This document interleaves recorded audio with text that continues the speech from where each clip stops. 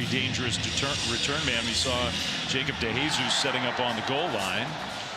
And that kick will go into the end zone for a touchback. And so the Bears offense comes out on the field with the true freshman quarterback you were just talking about leading the way for Cal. Yeah, and I think the most special thing about this young man, it's really his mental makeup that goes along with his physical tool set that he has. He has a chance to be just absolutely one of the greatest quarterbacks to go through this Cal program. And when you think about the names, Aaron Rodgers, Jared Goff, he is off to a fantastic start. He has injected life and belief in this Cal Bears football program. A 4-1 Cal team coming off an inspired come-from-behind win on the road last week. They handed off on the first play from scrimmage tonight. Kendrick Raphael, who sort of turned into the lead running back for the Bears, but he had nowhere to go. Well, and this is going to be a big matchup early on. It's this Cal offensive line versus Duke defensive front.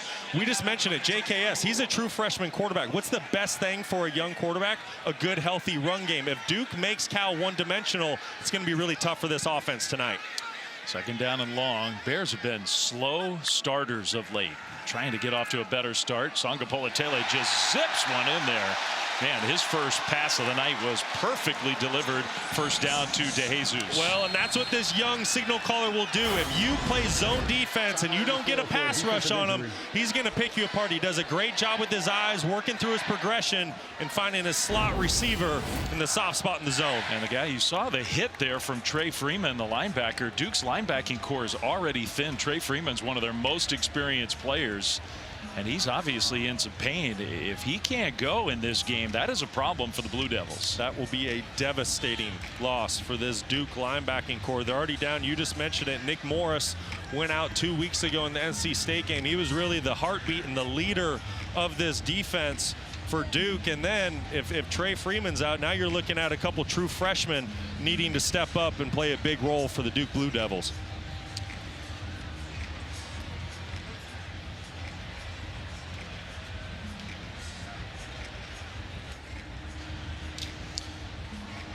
So Trey Freeman working on, looks like that right arm and shoulder. Manny Diaz, the head coach, second year in Durham for Manny. He's part of the crew that's out there.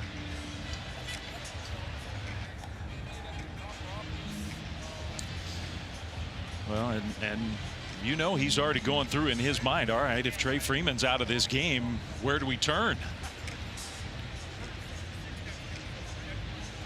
Got a true freshman linebacker named Bradley Gompers, who is a big-time recruit, really one of the bigger recruits Duke football's had of late. Trey Freeman's not looking good.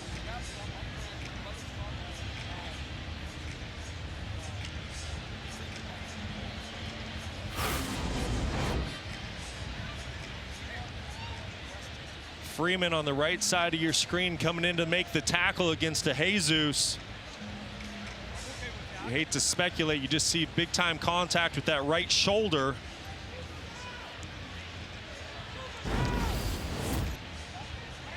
All right, they're going to try again. The first time they tried to get him up, it didn't go so well.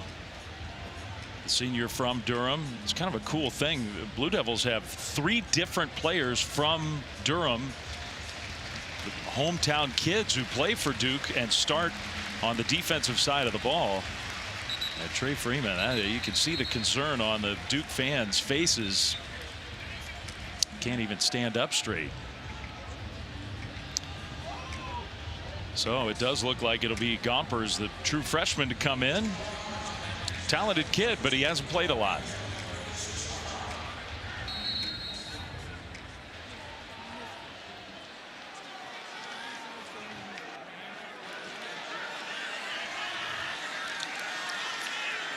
After the first down pass, Cal throws it for the second straight time, and that one's complete to Tron Grizel, who they have a nice connection, Sagapolutele and Grizel.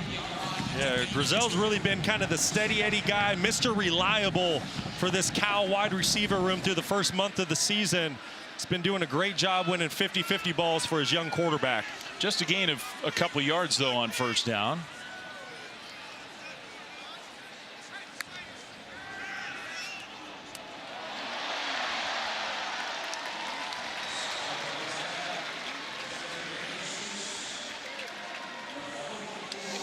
And we welcome those of you joining us after Texas Tech finishes off a very impressive win down in Houston. Dave Fleming, Brock Osweiler, Stormy Bonatoni. Late night in Berkeley. That sounds fun, doesn't it?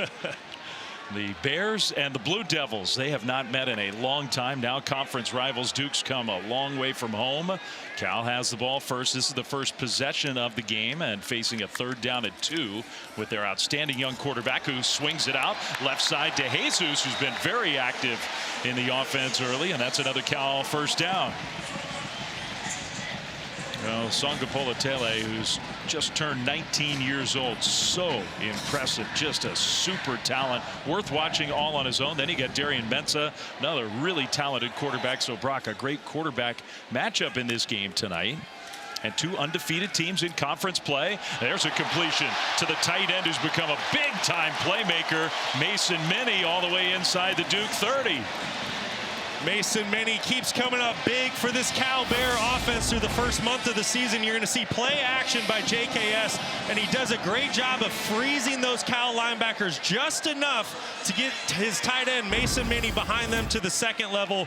Great throw and catch for an explosive gain. So that's 5 straight completions for Sagapolutele to start this game. He completes another one in a lot of traffic. That was dangerous to his running back Raphael.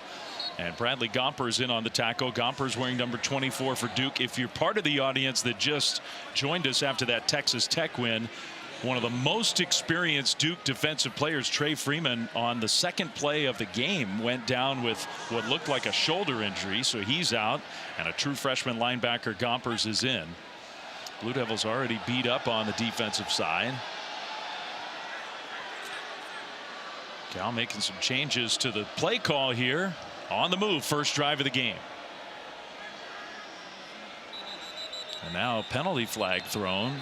So after all that, the Bears just never looked organized on that play. False start. Offense number 66. 5-yard penalty. 2nd down. And if you've been watching college football all day, I mean, it's been another crazy day across the country. Every conference, big upsets, surprising results. I mean, this one we expect to be a very tight, close game. The thing about this game, Brock, is the ACC, I mean, there's been no league that's had more surprises in both directions than the ACC. And these 2 teams are positioned to have a really good year. This is a big game on both sides. Sagapolutele somehow got that one between 2 defenders. Tron Grizel with the catch. Another beautiful pass from the freshman. Well, it all gets started by a great blitz pickup by the running back Kendrick Raphael, and then look at this throw. This is into a cover 2 zone. Perfect little honey hole shot. You see the running back picking up the corner blitz, and just an excellent throw by the true freshman quarterback. Now a bad snap, and Sagapolutele's got a fall on it. A penalty flag also thrown. So first down Bears, not 1st and goal, but inside the 20. ACC officiating crew tonight. Offside.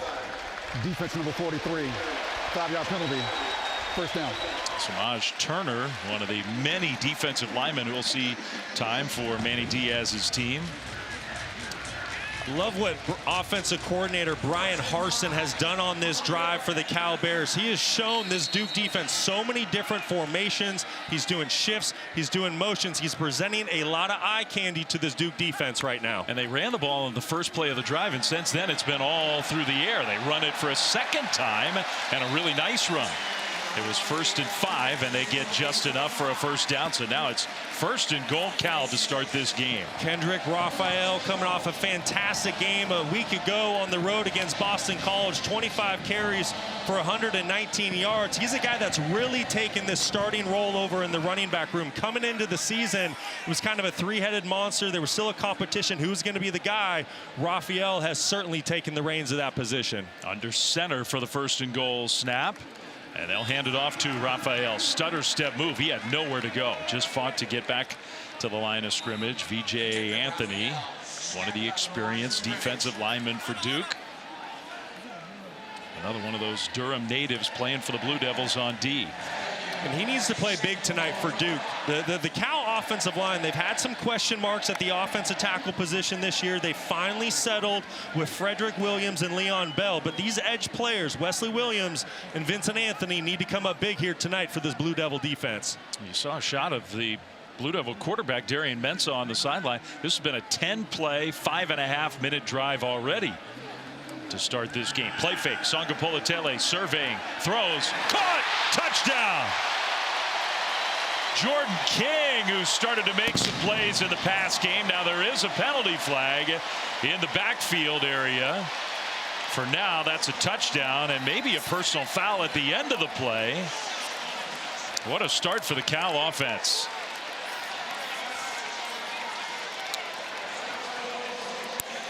Bears are celebrating like this is definitely going to stand as a touchdown.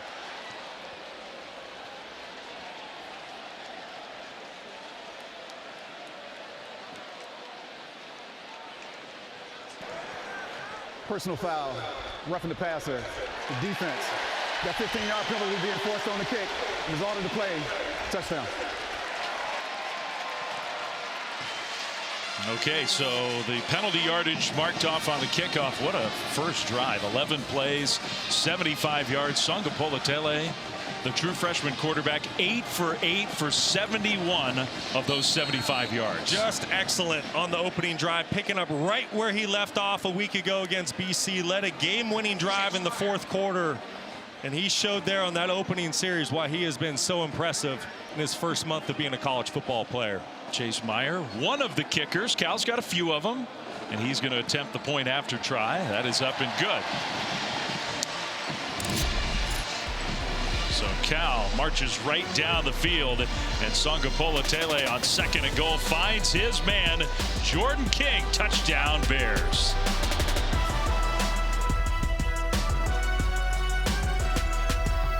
Amazing, and he just showed you why. He started the game 8 for 8, 71 yards, finished it off with a beautiful touchdown pass. And that's against a really good Duke defense that played lights out against Syracuse a week ago. I think we're in for a great quarterback matchup tonight. Yeah, they dominated the Orange. They did not dominate on this first drive. All right, so watch this. Here's his first read. Here's 1, okay? Here's 2, and then King's going to come out the back door. This is actually his 3rd read, and watch how this true freshman quarterback stays calm when not 1 is open, not 2 is open, but works to his 3rd progression, no panic. You have a 6'6", 260-pound defensive end bearing down on you, and he doesn't flinch, delivers a strike. Absolutely perfect. He is worth staying up late to watch, this kid, and so is Duke's young quarterback, Darian Mensah, his first year in Durham, and the first play from scrimmage for the Blue Devils. A penalty flag thrown as the pass is complete. That's Samir Hagans who makes the catch. Gain of 3, but flag on the field. Holding. Offense number 7. 10-yard penalty. First down. It's going to be Quayshawn Brown on the outside, the speedster, the slot receiver, 5'8", 165 pounds. You see the hold there, clear as day. On the strong safety, Polidor, the transfer from Montana State. Easy call for the officials. Well, Duke penalties have been a big issue for Duke. For all the good stuff they've done, it's a bit of an ominous sign when the first play of scrimmage for the Blue Devils offense is another penalty. Yeah, it's really something that both teams have struggled with. Cal had 11 penalties a week ago on the road against BC, and Duke 9 on the road against Syracuse. Something both teams are going to want to clean up. Mensah throws it down the right sideline, incomplete. Threw it right over the head of Cooper Bartkate, coming off a big game. Blue Devils overall had a big game last week at Syracuse. They just dominated the Orange, and this guy played maybe his best game yet. Yeah, he was excellent a week ago, and you look at the yards and touchdowns right there. Both of those categories are tops in the ACC conference. He has been absolutely excellent since transferring in from Tulane this season. I'm really anxious to see what he does tonight against a great Cal defense. And as a collegiate player, this is the closest to home that he has ever played. 2 different flags on that second down run, and I would think this one's going against Duke as well. Holding. Offense number 77. 10-yard penalty. 2nd down. That's Justin Pickett, your right guard. He's a 2-time team captain for the Duke Blue Devils. somebody that's been really solid. He's going to be right here. He's working on TJ Bowlers, who's having an excellent year for the Cal Bears at his defensive tackle position. You see that left hand getting outside the frame and ultimately ends up tackling him to the ground. So Duke's moving backwards on this first drive. The penalty has been declined. Third down. All right, so they decided to, which is interesting. That's a tough decision, I think, for a head coach. Justin Wilcox decides 3rd and 12. He'll take that as opposed to 2nd and maybe 22 or something like that. You're right, Flem. That is an interesting decision. 3rd and 12, still a very difficult down and distance to pick up, but I kind of like 2nd and 22. Mensah in the pocket, 4-man rush. Mensah's going to try to escape, and he can't. He goes down. Cal with the pass rush. Gets to the quarterback, Jaden Wayne, who's having to play a lot. Ryan McCullough's out for the year. TJ Bush was there as well. Well, I really want you to watch TJ Bush and how he pushes the edge of the pocket here with his bull rush. This was the big question coming into tonight's game. With Ryan McCullough being out for the season, would the Cal Bear defensive front be able to create a pass rush with only 4 rushers? I think they just answered that on the opening series. What a start for Cal. Their offense goes down the field, scores a touchdown. Their defense forces a 3-and-out. Now this dynamic return man has a chance to bring one back. He's changing directions. DeJesus, one of the best in college football, and he showed you why there. He gets out near the 45-yard line. So the Cal fans who are here in big numbers late night in Berkeley, happy with the Bears' start.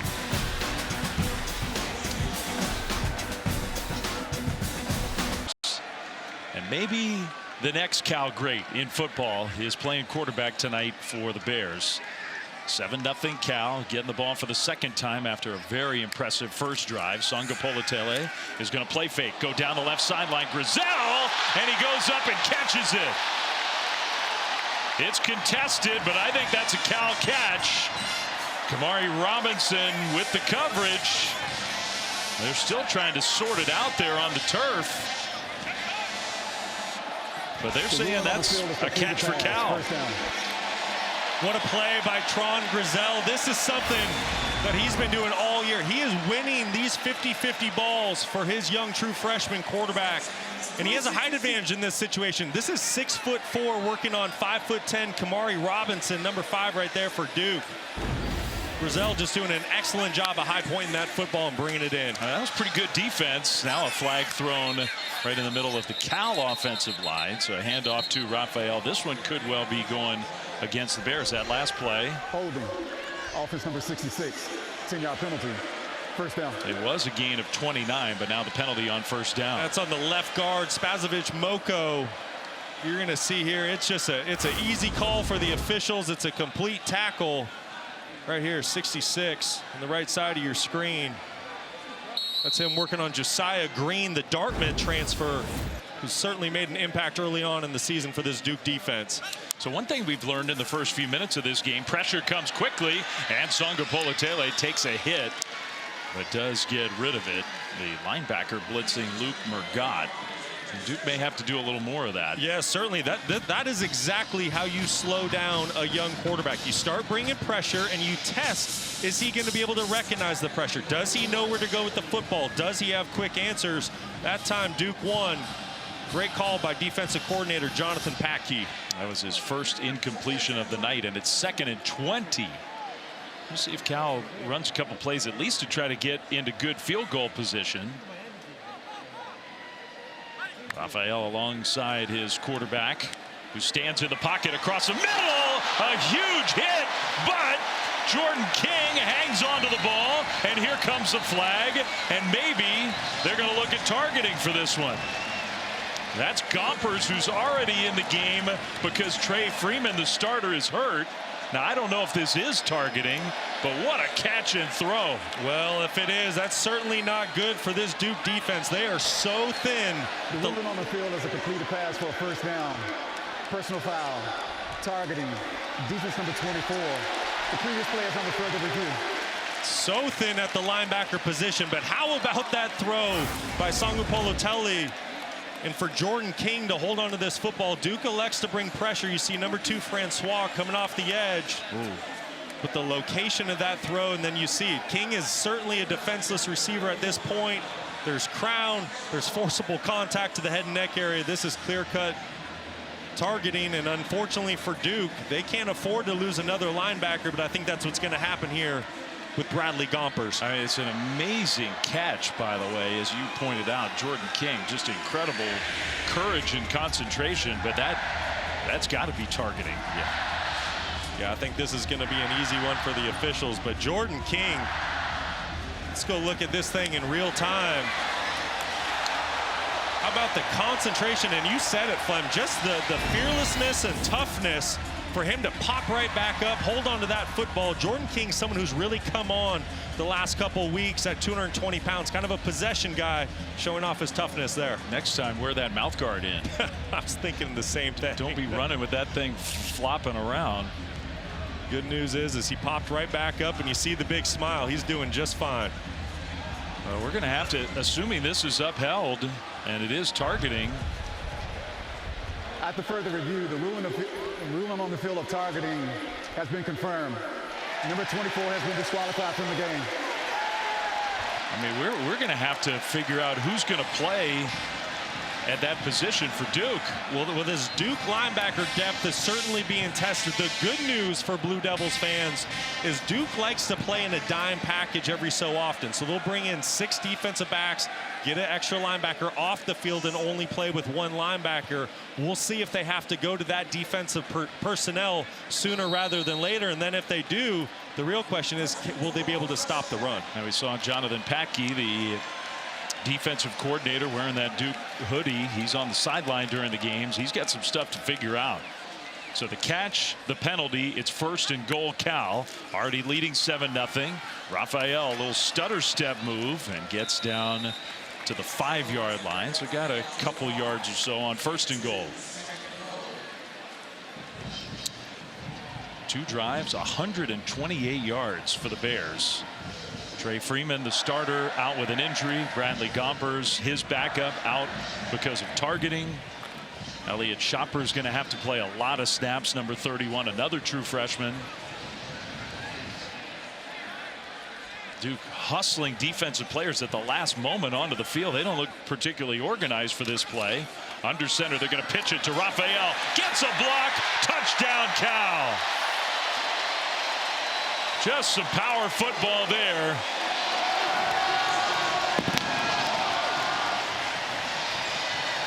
And the Bears offense, it's just the first 10 minutes of this game, but they're putting on a show. What a perfect start for this Cal offense tonight. They got the pass game going with JKS. He's been nearly perfect. Ground game going with Raphael. Offensive line starting to take control of this line of scrimmage. And just punching it in, and just an extra point away from going up 14 points here midway through the first quarter. Yeah, the second running back, or one of the other running backs, L.J. Johnson, almost like a fullback with a big block there. That was just beautifully executed by Cal. Yeah, beautiful job by the 2 tight ends on the edge, Minnie and Johnson, getting Raphael outside, and it's been all Bears early on here in Berkeley.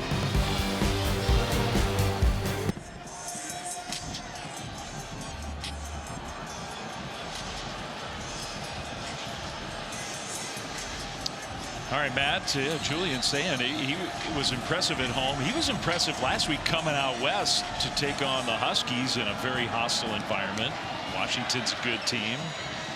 So he's one of the better young quarterbacks in the country. We definitely have one of those on the field here tonight as Duke returns the kick. The Blue Devils offense will come out for the second time, and they need to get their offense going. Down 14-0. Darian Mensah, who's really an amazing story. Young man who grew up in California, was very lightly recruited out of high school, ended up going to Tulane, was a backup there, earned the starting job last year, had a huge year, went in the portal and was highly coveted, and transferred to Duke. It shocked a lot of people around the country that he chose Duke. He's put up big numbers early in his Blue Devils career. Yeah, this was a massive get for this Duke Blue Devils football program. The thing that's impressed me most is his decision making, knowing when to push it down the field and when to check it down underneath. A missed tackle out in the open for Cal, so that springs Andrell Anthony for an 8-yard gain on 1st down. Mensah, we enjoyed talking to him yesterday. He's really excited to be close to home. He completes his second pass to start the drive to Cooper Barkate.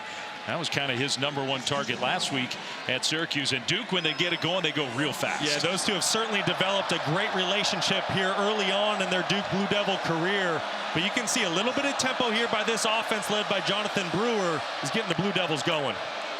They'll hand it off to their true freshman running back, Nate Sheppard, who is an emerging star for Duke. He's got a chance to really change this Duke offense, the young man from the state of Louisiana. He certainly can. He packs a punch, but he also has breakaway speed. Really had a breakout performance a week ago on the road against Syracuse, over 200 yards of total offense. Mensah throws that one, trying to go back shoulder, incomplete. Anthony again the target with Zeke Massis in coverage. Interesting, they're going after Massis a little bit in the early going because Zeke Massis has been excellent this year. He certainly has. He's really been a lockdown corner for this Cal Bear defense coming in from FIU, where he had a terrific career. You got to wonder here, though, on 3rd and short, you're in plus territory. Is this 4-down territory? If it is for Manny Diaz, I expect Duke to potentially take a shot here to catch Cal off guard. You got the big power back in the backfield, Castle. They play fake it to him. They are taking that shot, and a perfect pass down the field for a completion and a Duke first down. That's Jake Taylor, the tight end. Good call. Well, it's all set up by the hard play action. Keep an eye at 15 right in the middle of your screen. There's the tight end. Jake Taylor does a terrific job getting off the line of scrimmage. Good free release. And because Darian Mensah did such a great job of selling that hard run action, he really got that Cal defense to step up. Was able to throw to the second level. Well, the first Duke drive, they snapped it 4 times, had 2 penalties, and took a sack. Sheppard, I guess he did not go down. He was almost down in the backfield. He fights to get back to the line of scrimmage. Safe to say this drive is going much better for a Blue Devils offense that has been explosive the last couple weeks. This game, I know it says 14-0. 3 minutes to go, first quarter. This game is a long way from being over. Oh, it certainly is. And you mentioned how explosive this Duke offense has been. A big reason for that is I think they've become a much more balanced offense the last 2 weeks, going a little bit more to the run game, taking a little bit off of Darian Mensah, and then you see mixing in the play action pass like they did a couple plays ago to create those explosives. That's Curly Thomas, defensive lineman for Cal. Junior from the state of Texas, kind of wincing as he walks off the field. Well, without Ryan McCullough, who might be Cal's most talented defensive player, certainly one of them. He's out for the year. Isaiah Crosby, safety for Cal, one of their better players. He's out for the year. This week, more than any other in the early season, Cal's going to have to go down that depth chart to get some production. 2 very talented players like you just mentioned, and then they also lost a really great defensive tackle in Nate Burrell a couple of weeks ago for the entire season. So very similar to Duke, having to test their depth right now on defense. 2nd down and 10. Play fake, Mensah. And that one is complete. He had a man open, and he found Brown inside the 15 for another Duke first down, gain of 19. Brown just getting lost in the Cal zone coverage. You see Duke hurrying up to the line of scrimmage, wanting to keep this tempo up. Great execution. Yeah, they have Cal out of sync, and Sheppard turns the corner. Touchdown, Duke.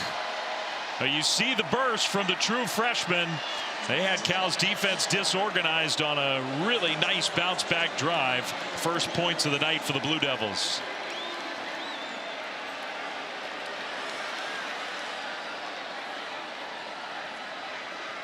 And I think Duke's thinking, well, that's more like it. That's how they looked last week when they went up to Syracuse and just destroyed that Syracuse team.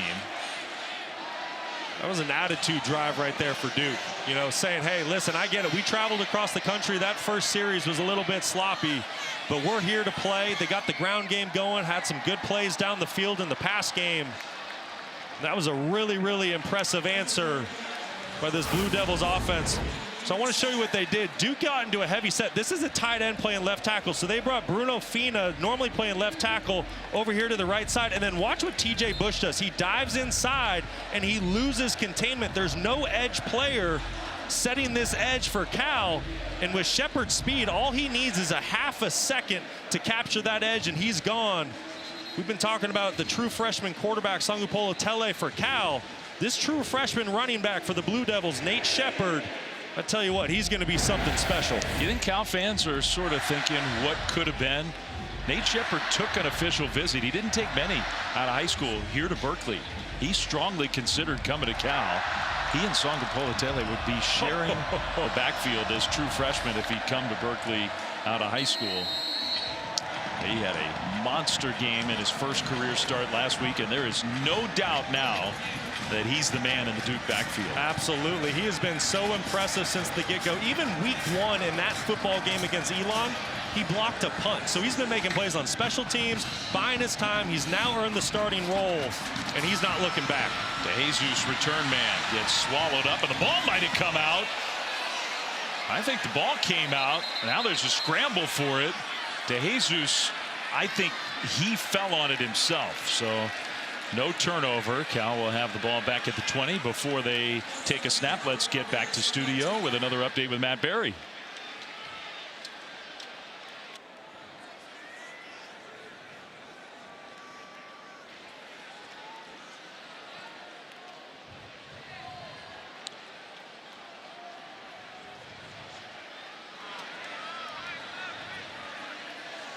All right. Well, I mean, that Big 12, Texas Tech, they look really good. Everybody else, I mean, it is a jumble. Sort of feels like the ACC, where you got Miami and what Miami's done in the early season, although their game's not quite over yet. We'll keep you posted on that one from Tallahassee.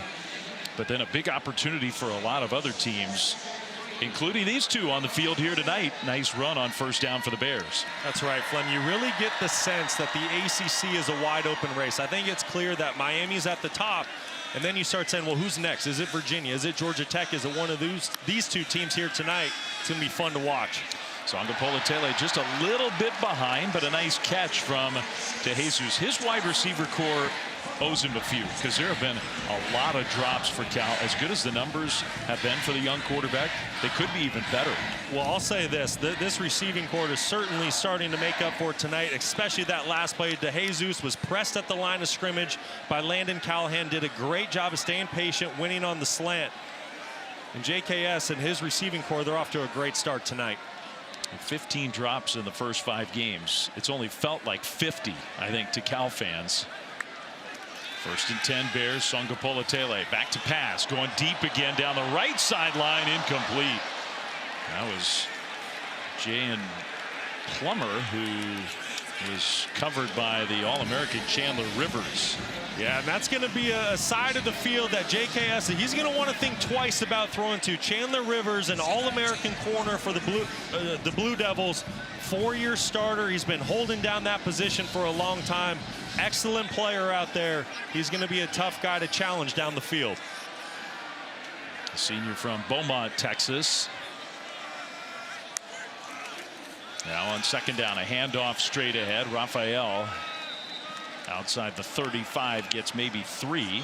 And I said Raphael, that's L.J. Johnson again with another carry.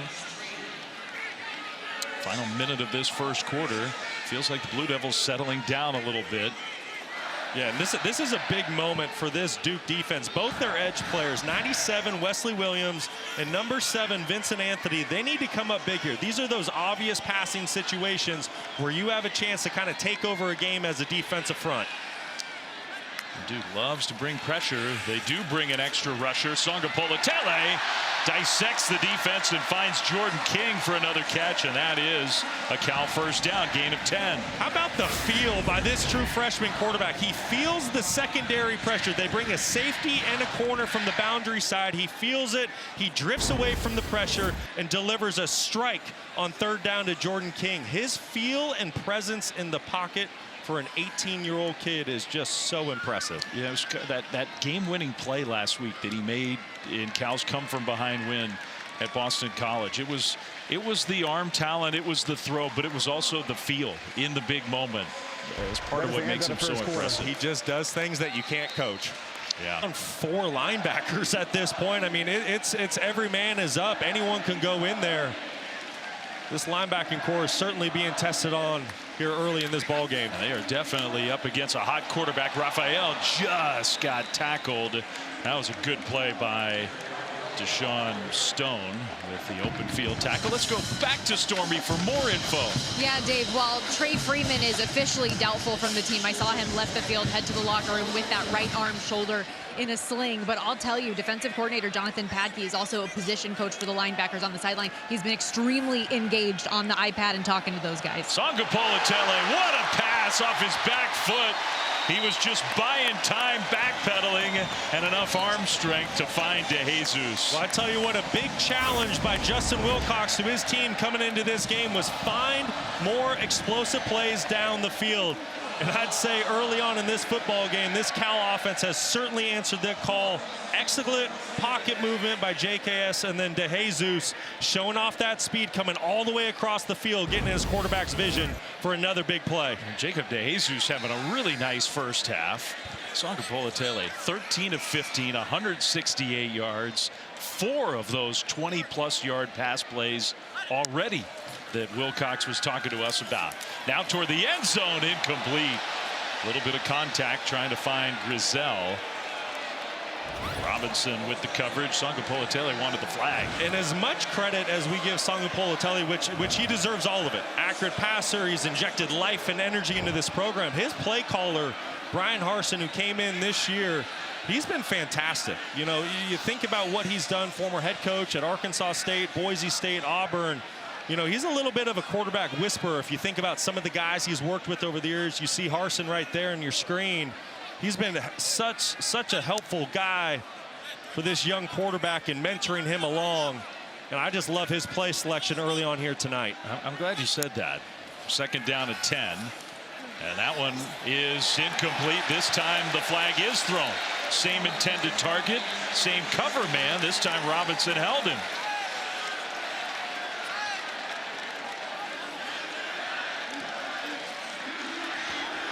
Pass interference, defense number 5. The ball is placed at the spot of the foul.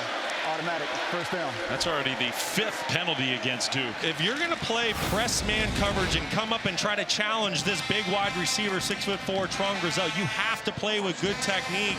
And right now, Kamari Robinson playing with poor technique, way too handsy, and those are easy calls for the officials. Back to your point about the coaching staff. You got a defensive head coach, and really one of the better defensive coaches, I think, in the country, Justin Wilcox. Then you got Harsin and Nick Rolovich on the offensive side. 2 really good offensive minds, former head coaches. Sagapolutele rolling out, looking to throw. He'll keep it and get tackled at about the 10. Well, and it's great when you talk with Justin Wilcox, and we asked him, we said, Coach, why was Brian Harsin the right guy to bring in to call plays for your ball club? And it was a short answer, because he knows how to score points. He knows how to light up a scoreboard. He knows how to mentor a young quarterback, and he's done an excellent job. And then when you add Nick Rolovich to that offensive staff, it is just super impressive. Yeah, it's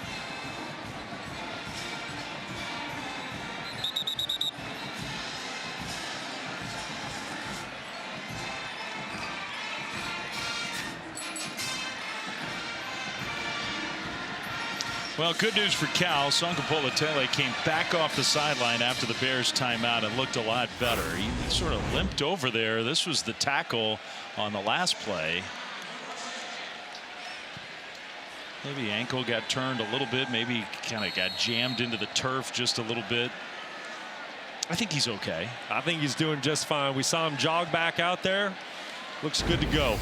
When you're 13 of 16 in the first quarter plus, you want to get back to throwing the ball around. Yeah, Cal fans can breathe a sigh of relief. He's going to hand it off here. Raphael, some tough running, still going with some help from his offensive lineman, still pushing, and he gets down inside the 5, close to the 4 to set up 3rd down. Now they can get a first down. It looks to me like about at the 1-yard line. Really good, tough running inside by Raphael. I love his patience. I think he's a 1 cut back. When he sees it, he hits it. 3rd and 3, you have to wonder, does Cal elect to put this football on the ground? Because, like you said, they can pick up a first down here. They will. Raphael stretches. That's, in fact, Johnson, and it's a touchdown. And I beg your pardon, it was Raphael. He got the carry and he gets in the end zone. So good call by you. I mean, whether he got in, I think they'll look to confirm that. He definitely got a first down, but I think he made it in. That was a really great effort by Raphael. That was 31. Elliott Shopper, the true freshman linebacker for Duke, trying to get Raphael to the ground. And Kendrick Raphael would not be denied. Yeah, that was a tough run. So that's 3 drives and 3 Cal touchdowns. 3 extra points up and good. 75 yards, 55 yards, and now 80 yards. Well, this is an offense hitting on all cylinders, but I want you to see what the center does and how he works up here on right in the middle of your screen. Lays an excellent block. This is Tyson Ruffins, the Nevada transfer.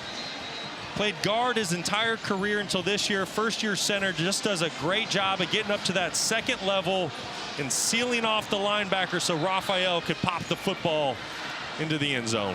What did Justin Wilcox tell us this week? He said the 2 things we really need to take the next step. He's happy where his team is.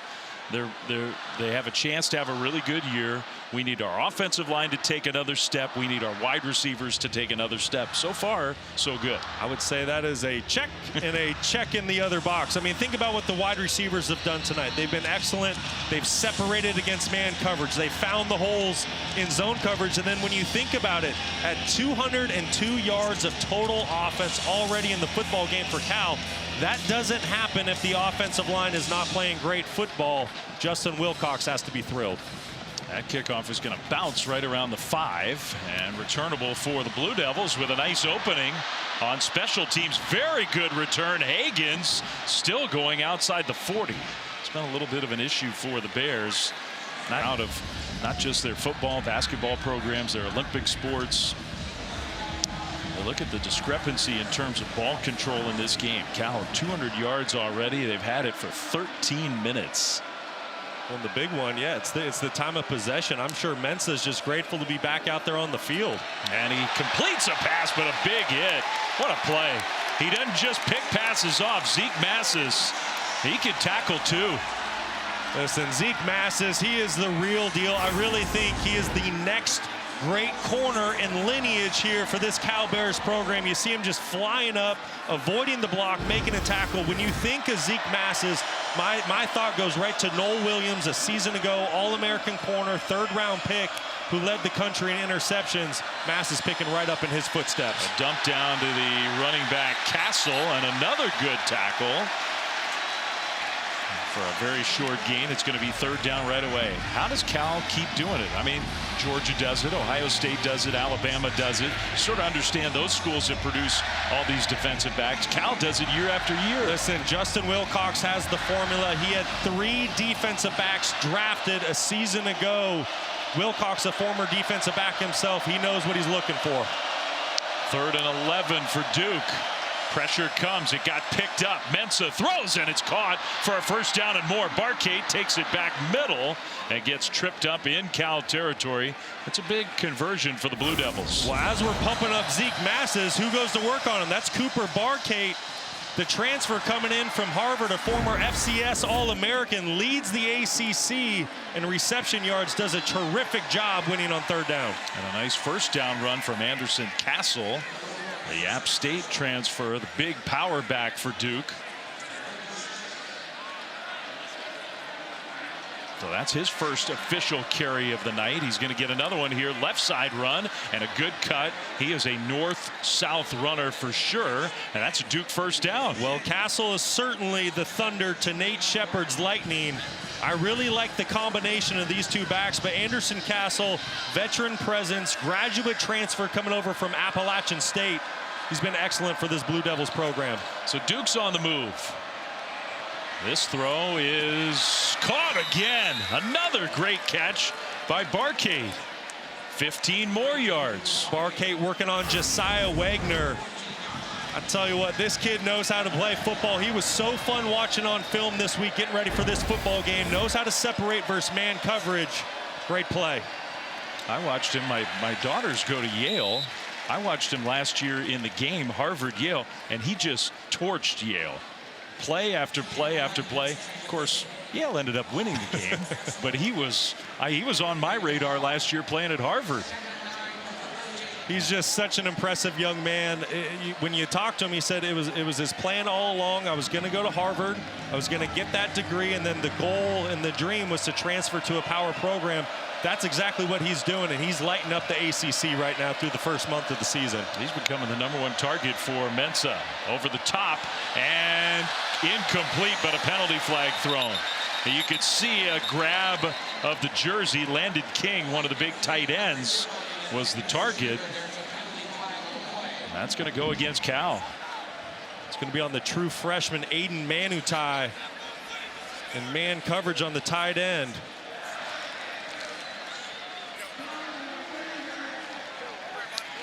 Another Hawaii kid like Sagapolutele, who's making an impact in this program, but it's going to be 1st and goal, Duke. Pass interference, defense. The ball is placed at the spot of the foul. Automatic, 1st down.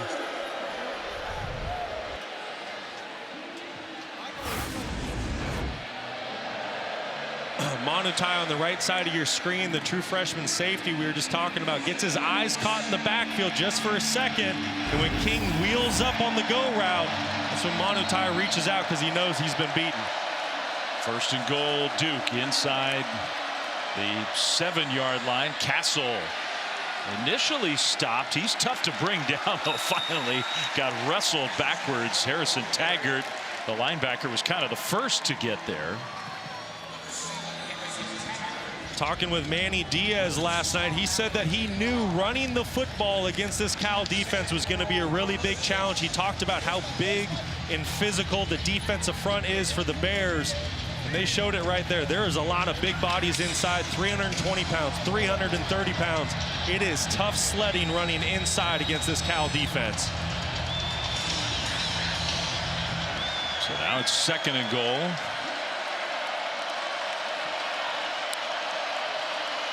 Mensah hands off to Castle inside the 5, down close to the 2.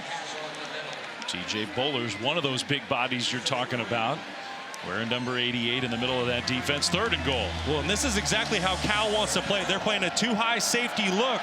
They don't need to bring an extra safety down for the run game. Castle, that should be a touchdown. They haven't signaled yet, but he got there, and it is a touchdown.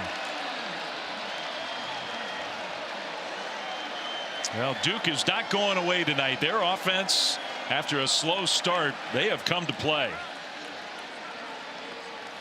Well, just as I was giving that Cal defensive front some credit, that right side of the offensive line for Duke, 77, Justin Pickett, and the right tackle, Brian Parker, do an excellent job of moving that line of scrimmage backwards and getting their offense in the end zone.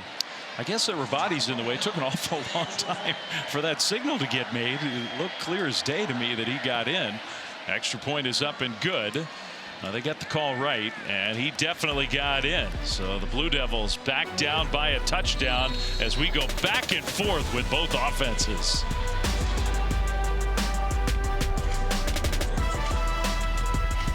Here in Berkeley, all types, including some of the old members of the Black Hole. We're not that far from the old Oakland Coliseum. Raiders aren't here any longer. They're down in Vegas, but some of their fans have kind of semi-adopted Cal football. What is that tab? The Black Bears section? Yeah, Black Hole and the Bears, kind of a combo, the Black Bears. Sure, why not? 21-14, Cal has the lead. They're 4-1 because their young quarterback engineered a comeback last week with an amazing play. Yeah, and the game's biggest moment, the poise that he showed. Watch, you see the 2 defensive backs. Watch the savviness to give them a pump fake, gets the DBs to bite up, then throws the perfect ball to tight end Mason Minnie, where only his guy can make a play on it. This is one of 100 examples of why this young man is so special. But that was in the game's biggest moment, 4th quarter comeback. And that is why they won on the road last week against Boston College. Raphael starting to do some work on the ground. Breaking tackles out to midfield. Kendrick Raphael into Duke territory right away. We've seen the explosive plays in the past game. That's 29 yards on the ground. Well, Raphael has been fantastic the last couple weeks for this Cal offense, but you just have to wonder, with all the injuries for Duke at the linebacker position, how are they going to be able to slow down this run game tonight? Right now, it's all things Cal. Now that feels like a real problem for the Blue Devils. Sagapolutele in the pocket, going downfield, and it is intercepted. He threw it into double coverage.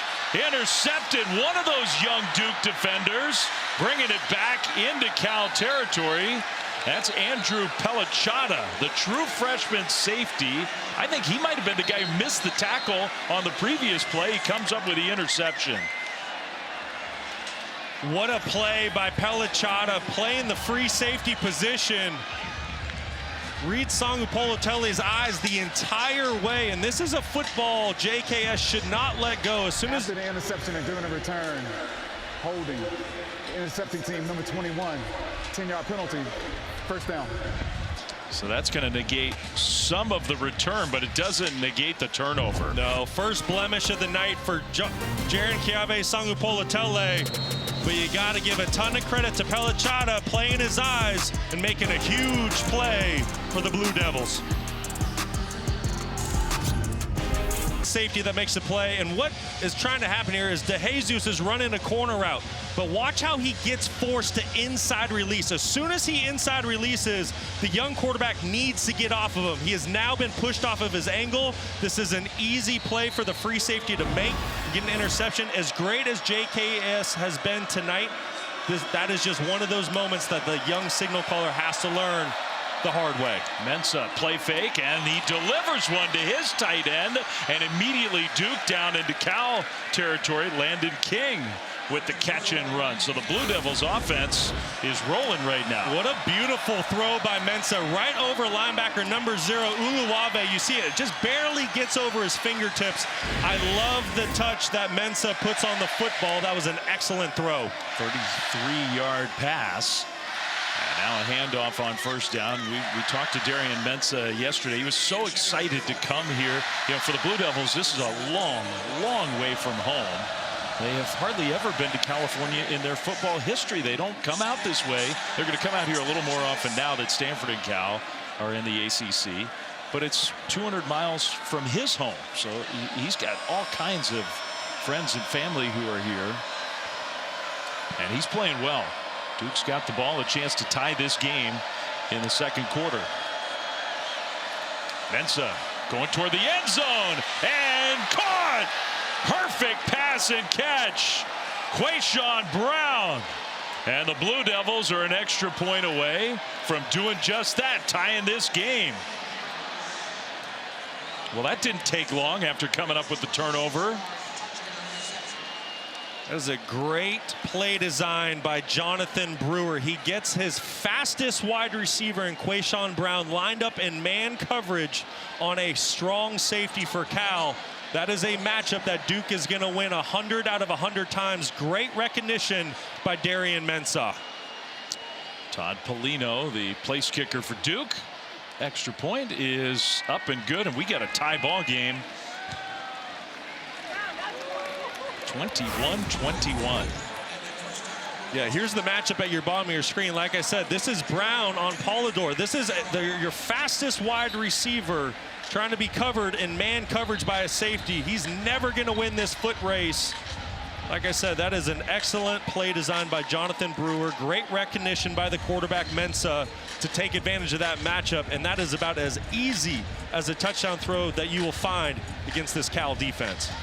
You know, you watch Jonathan Brewer call plays with his quarterback. They're still getting to know each other, these two, developing chemistry, figuring out what Darian Mensah likes, what throws he likes to make. But you see, I mean, he's got that air raid background Jonathan Brewer does. He's got the Art Briles stuff. He learned from Gus Malzahn, so took some stuff from that offense. You see elements of it. Yeah, and he spent a lot of time with Rhett Lashley at multiple stops. Miami, they went up to SMU and UConn. Very successful young player, and it's what you were just saying. In the day and age of the transfer portal, they're only 5 games in working together. They're still finding their chemistry. They're still learning one another. But I'd say Jonathan Brewer and Darian Mensah have certainly found their chemistry, and they're really starting to roll here as we head into October. Yeah, Darian's got the big smile on his face. 7 15-plus yard pass plays already for Duke in this first half. 7. Well, they've certainly made a name as being an explosive offense in college football this season. They're 3rd in college football right now in plays of 30 yards or more, and a big reason is that young man right there, Darian Mensah, coming over from Tulane.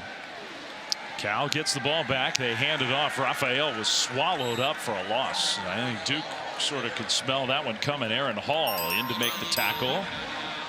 So now Cal, for the first time, it feels like all game on offense, maybe on its heels a little bit. You always wonder how a young quarterback will bounce back after a turnover. I'm really anxious to see what Sagapolutele does here on this drive. Tight end Mini went in motion. Duke looked like they jumped. So Sagapolutele might have a free play.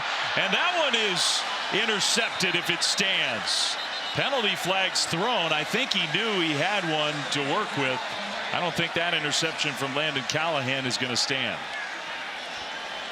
Offside. Defense number 97. 5-yard penalty. 2nd down. Pretty good play anyway. That's Wesley Williams, the honorable mention all ACC edge player a season ago for the Duke Blue Devils. Right over here on the right side of your screen, it's that hard clap by Sagapolutele that gets him and the rest of the defensive line to jump. It's a free play. He knows he has it, which is why he just throws it up for grabs.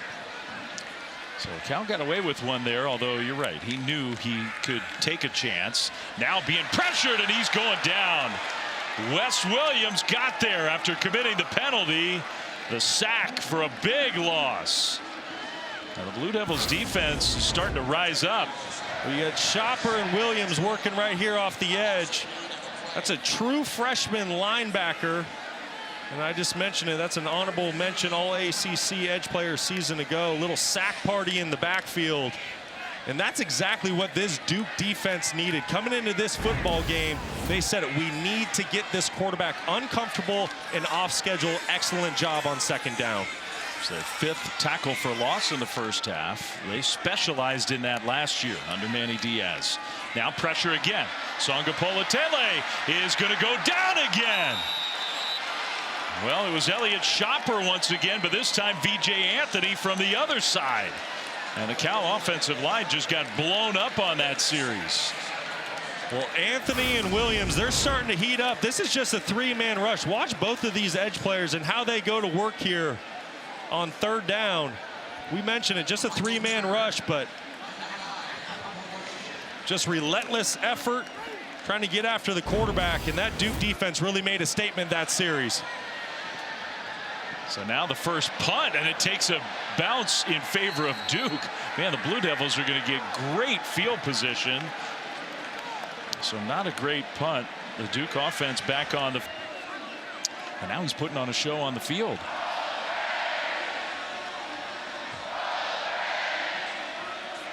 We got Jaquez Moore in the backfield. Mensah and the Duke offense inside the 40 to start the drive. Moore, big hole. Moore with a nice carry for a Duke first down. Let's go down to Stormy. Well, Dave, you mentioned Mensah being a Cali kid through and through. He's even got the 805 area code tattooed on his arm. But with his family being here, he told us his mom actually rented a 60-passenger van to bring as many family members, friends, loved ones as they possibly could here. Mensah going toward the end zone and incomplete. Trying to hit Cooper Barkate. A rare incompletion for Darian Mensah.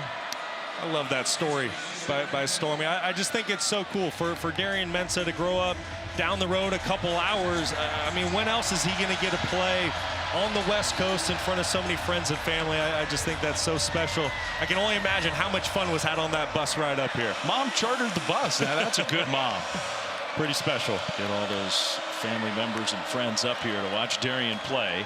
Handoff on 2nd down. This time Cal's defense was there to make the stop on Moore. So 3rd down coming up. The whole feel of this game has changed. It was 21-7 Cal. The Bears were rolling, looking unstoppable on offense. Now it's the Duke offense that is taking control. Yeah, they really are. But here's an obvious type passing situation here for the Blue Devils. Justin Wilcox and defensive coordinator Terrence Brown, they typically like to bring pressure in these situations to try to knock teams out of field goal range. We'll see if they bring it here. Final 2.5 minutes of a very entertaining first half in Berkeley. Just a 4-man rush. Mensah throws, and that one's caught. Well, he found a hole, and Brown went up and made another great catch with defenders all around him. 1st and goal, Duke. Wow, what a throw and what a catch. There was Cal defenders everywhere, and Mensah put that football where only Brown could make a play on it. What a throw and what a catch. That was so impressive. Duke's going to let it go down to the 2-minute timeout. They are bouncing around, the Blue Devils are. 2-minute timeout. Amazing how this game has changed. You said it. This was a heck of a toss. I mean, it doesn't get any better than this. Watch the location of the throw. He has to back shoulder him to keep him away from the safety. That Dave Fleming's bike ride yesterday. I rode over the Golden Gate Bridge, went up into the headlands, went downhill, filmed it, gave it to the crew. So cool. It was a beautiful day for a bike ride in the Bay Area. 1st and goal, Duke. 2-minute timeout in the first half. Handoff Castle. Powerful run being pushed. And I don't think he got there. Very close, but stopped just short. And you wonder if Justin Wilcox is thinking about using timeouts. He's got 2 of them. He's not going to do it. Boy, I would certainly think about it if I was Justin Wilcox. You have to assume with Duke on basically the inch-yard line, they are going to find a way to score here. And I want time to give my quarterback an opportunity to drive down the field before halftime and score some points. The Duke's going to take plenty of time. They want to use clock. 2nd and goal. It's Castle again. Sagapolutele hoping to have a chance. Duke gets the ball to start the second half, which is another important factor. Castle again pushing. Touchdown, Duke. Wow. 3 and out on their first drive to start this game, and since then 4 straight touchdown drives. Really impressive. I think the most impressive thing is right now how this Duke offensive line is really starting to win the line of scrimmage against a very big and physical Cal defensive front. You got to give a lot of credit to Anderson Castle. 6 foot, 215 pounds, really a downhill thumper, finding a way to get that football across the goal line. That's his 2nd touchdown rush of this first half. 1:10 on the clock with 2 timeouts. That is plenty of time for Cal getting the ball back. But what a turnaround in this game. 21 unanswered points for the Blue Devils. It was 21-7 Cal. And now Duke's up by a touchdown. Listen, in a lot of ways, this first half, it's kind of felt like a heavyweight, old-school title fight. You know, Cal's offense came out and through the first couple punches got some points on the board. We talked about that 3 and out for Duke's offense. But then they got the other guy fighting back, and then Darian Mensah threw his punches. And right now, this Duke offense, they are absolutely on fire. Cal needs to go into the locker room at halftime and make some adjustments, find a way to get Mensah off schedule and uncomfortable, because right now he is dialed in and playing a fantastic football game. He really is. Enjoying his homecoming back to California. With 1:10 to go. Cal is getting the ball back here. Duke's defense came to life on that last possession, really the last 2 possessions. Well, don't forget, Duke gets the football to start the 3rd quarter. So this is a really critical drive for Cal. They have to find a way to come away with points, or at least melt the clock so that Duke doesn't get any more opportunities here in the first half. Fair catch. So Cal will start at the 25. Coming up on the Lexus halftime report. Incredible down at the Rose Bowl what happened today. Penn State, I didn't see that coming. I don't think anybody saw that coming. Arch Manning, he did get swamped down in Gainesville by the Gators. The Sunshine State showdown, which got interesting late, but was a dominant performance by Miami for most of that game. And much more on our Lexus halftime report.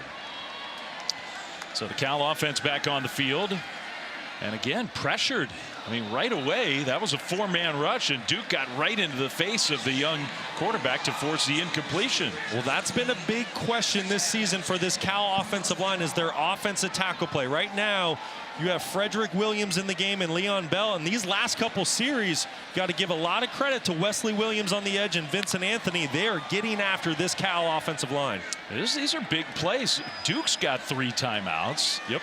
That incompletion meant they didn't have to use one. 1:06 on the clock. Sagapolutele is going to dump it short, and it's dropped. Raphael had it and dropped it.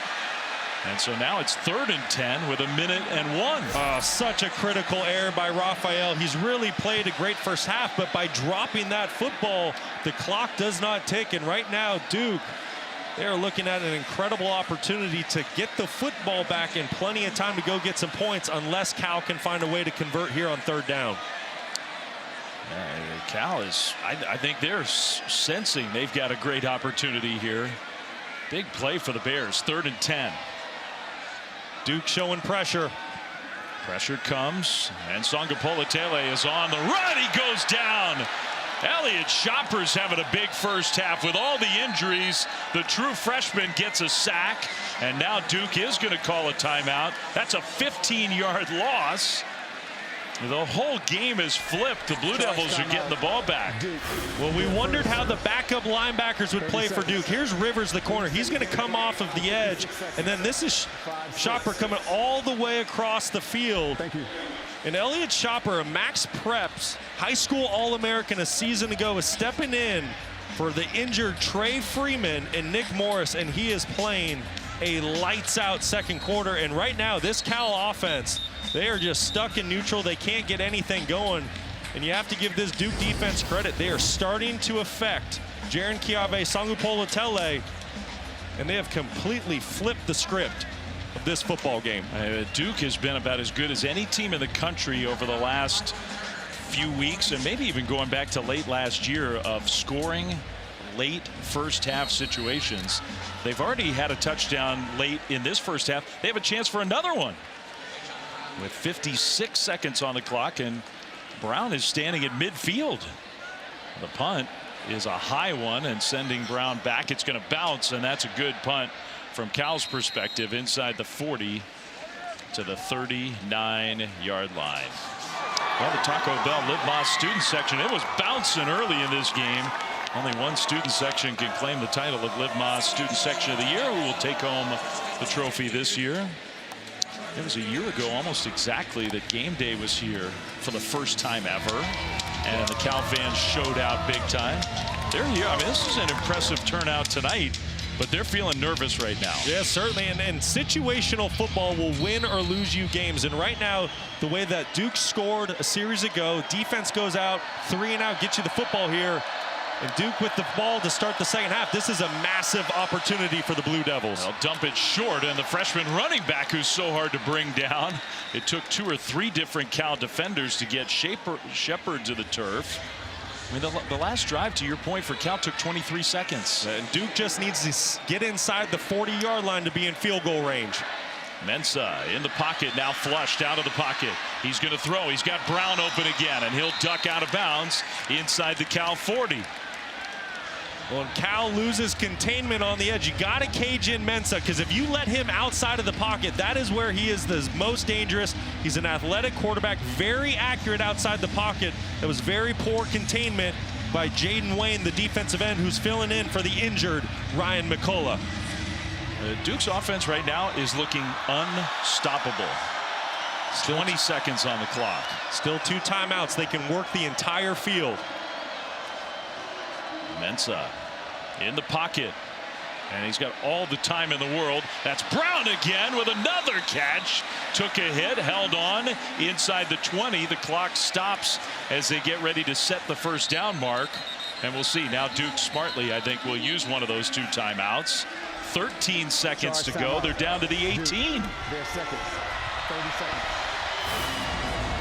We keep talking about situational football, and I love this play call. Watch how Brown works all the way across this zone defense. There's only a 3-man rush by this Cal defensive front. So the Duke gives Mensah plenty of time to hold on to this football, because this is a ball holder type play. It takes a while for this play to develop, but Brown works his way across the field. Mensah puts it exactly where he needs to, over the linebacker and safety.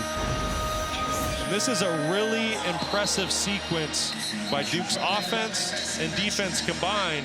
And they're knocking on the door for more points here late in the second quarter. Just a wild first half with all the fireworks from the Cal offense to start this game. But it's been the Blue Devils who have taken control and really can take firm control now. With 13 seconds and 1 timeout, already in field goal range. They're thinking touchdown. Mensah, 4-man rush, little pump fake, going toward the end zone, and incomplete. Masses was there with the coverage, intended for Barkate. 8 seconds to go. Trying to work a little double move on Zeke Masses out there. That's been a really good matchup tonight. Masses and Barkate, that is good on good out there. Two really talented players. Barkate tried to run a double move. Masses didn't bite on it. So now you got, I guess, one last shot to go toward the end zone. You got to be really careful here. Whatever you do, if you're Mensah, you have to make a quick decision, because you have 3 points in your back pocket right now. You have a timeout, but you can't afford to scramble or hold on to the football. You have to make a very quick decision. Now Cal's going to use a timeout. Justin Wilcox will take a look at what Duke's offense looked like and use his second timeout of the half. Now, defensive-minded head coach and a very sound Cal defense has been torched in this first half. Yeah, and Justin Wilcox, he has a really big decision to make here, because if Duke scores a touchdown just because they get the football to start the second half, they have a chance to put this football game almost out of reach, right? So Wilcox has to make a decision right now. Do I bring pressure and try to knock Duke back and potentially get them out of field goal range, or do I play soft zone coverage here, keep everything in front of me, and live with possibly giving up a field goal before the half? Duke's had 195 yards of offense in this quarter. That's a big quarter. And that's the guy who's engineered it, the redshirt sophomore quarterback, Darian Mensah. You see why he was so highly regarded in the portal. The young Cal quarterback can only watch from the sideline as his offense stalled out late in this quarter. Blue Devils 2nd and 10, 8 seconds to go. 1 timeout already in field goal range. Man in motion. Mensah hands it off. Sheppard broke 1 tackle. He's got to get down. He does. I mean, you can't blame a kid for fighting hard for extra yards, but that almost ended the half. It did, but he did a good job. He eventually got down. Duke was able to take a timeout. I mean, that is the way they handled that whole kind of last 3-4 minutes of the half, getting a touchdown, getting a 3-and-out stop, and now getting down into field goal range. I mean, that is situational football at its finest by Manny Diaz and his ball club. So field goals have not been automatic for Duke this year. Todd Polino, and even from this distance, this would be a 30-yarder. You figure there's not much of a problem here.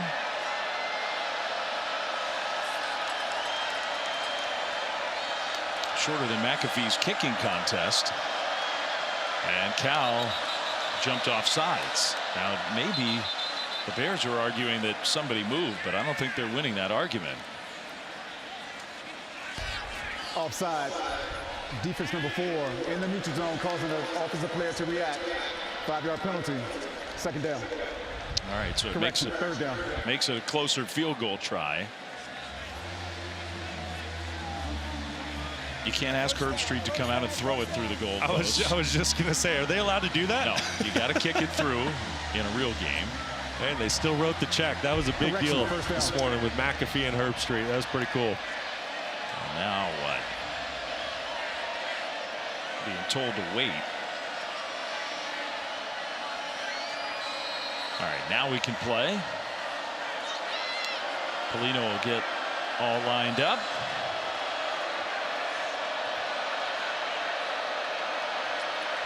Final play of the first half. Good snap and hold and a good kick for Polino and Duke. What a finish to the half for the Blue Devils. Unbelievable.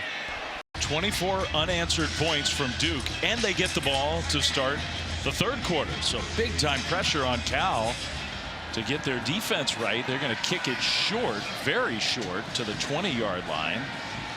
And the return team for the Blue Devils outside the 30 and close to the 35-yard line. Sort of what you were talking about, Brock. Time now for the protection spotlight presented by Prudential. Well, for any offense or quarterback to have success, it takes the 5 big fellas up front to give them time, and that's exactly what you're going to see here. Well over 3 seconds to push the football down the throat. You see the tight window that Mensah is able to throw it into to Brown, makes a great catch.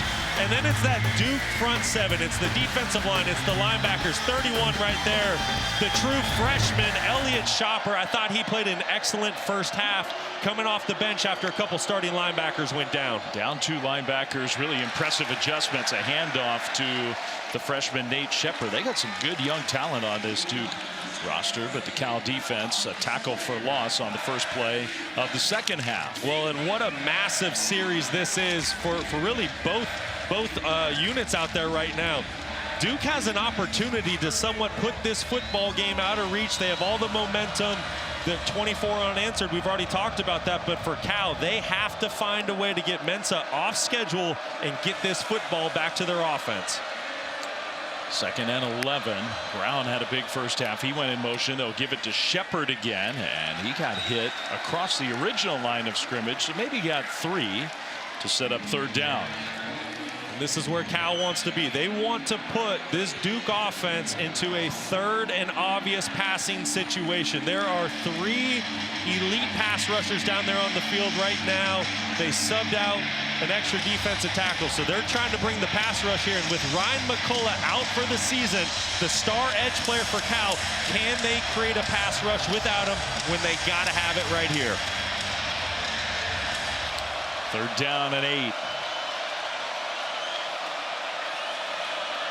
You got Bush standing up along the line. Pocket started to collapse. Mensah incomplete. Into coverage there. And that's a good start to the half for Cal. The Bears defense needed that. That was a big time sequence by this Cal defense. Great coverage down the field by Cam Sidney. And you mentioned it, Flem, TJ Bush, number 3, the big edge player, 6'3", 265 pounds, lined him up right over the center. They had 4 pass rushers out there on that 3rd down. That is exactly what this Cal football team needed. And right away, exactly what you were talking about coming out of halftime. The line of scrimmage had been so dominated by Duke in that 2nd quarter. Not on that series. And now the punt team and a near block. That was a good job by the punter to get it off. DeJesus and a penalty flag thrown. So I think Cal's going to be in very poor field position here. Great open field tackle by Jaden Moore. Plus a penalty which probably is against the Bears.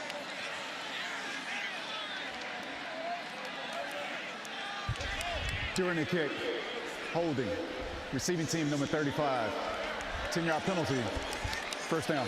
All right, so the Cal offense coming back on the field. Let's go down on the sideline to Stormy Bonatoni. Dave, talking to Manny Diaz at the break, he said despite the momentum that they built at the end of the half, they need to treat this like it is a 0-0 game. He said this will be mental toughness throughout, especially with these 2 really great quarterbacks going head-to-head.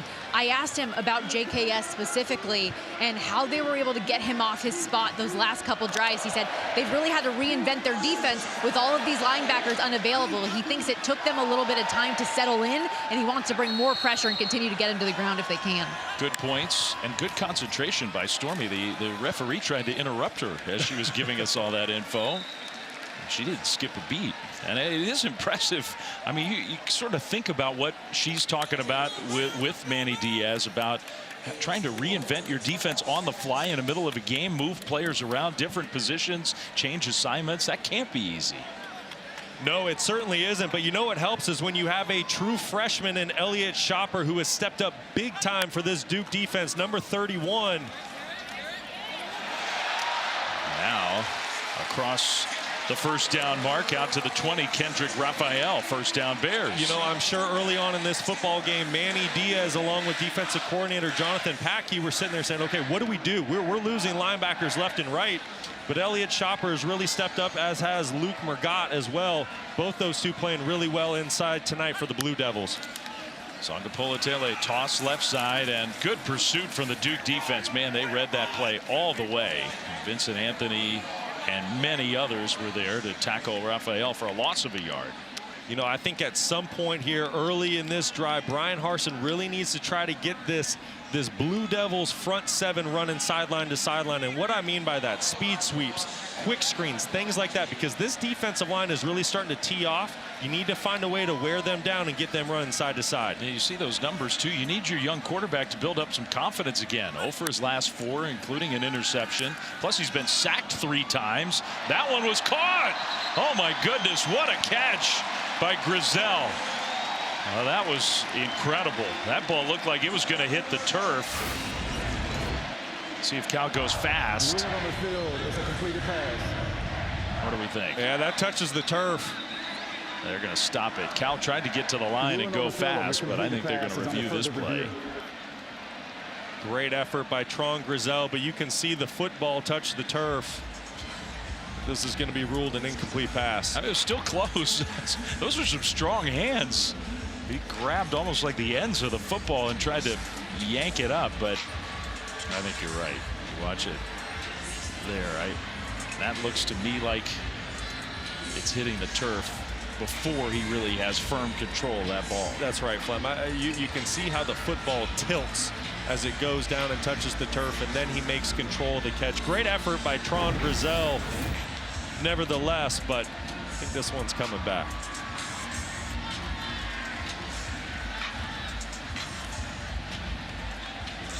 So our ACC crew, replay officials, in conjunction with the referee, trying to make that determination.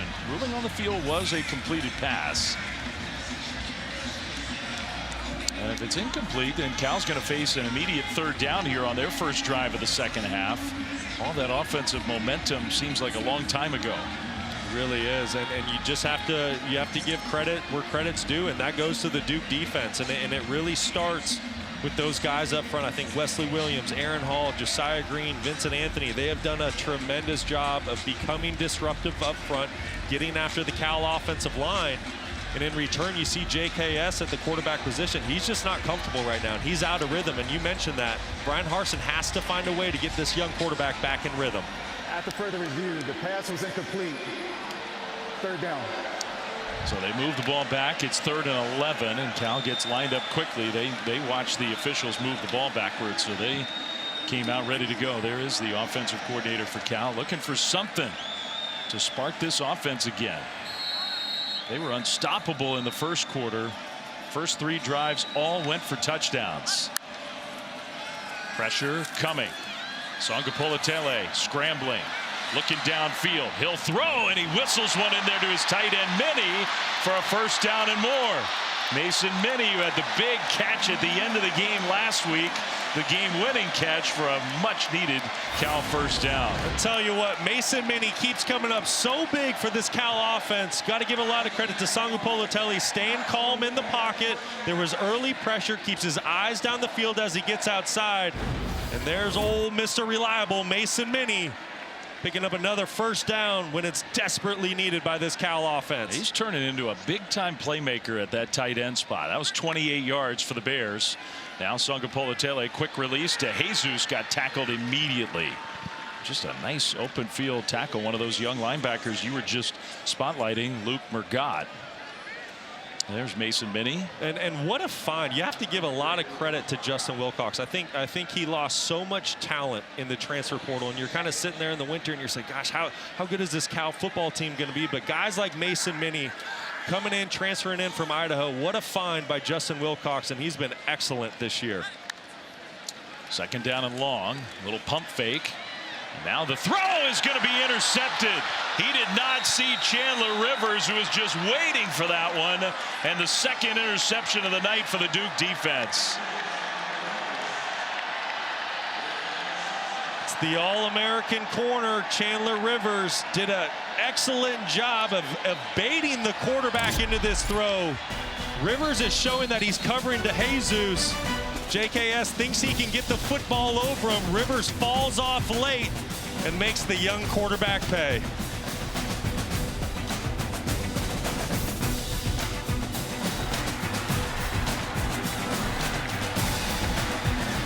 Well, the second interception of the night for the Duke defense. So the Blue Devils offense back on the field.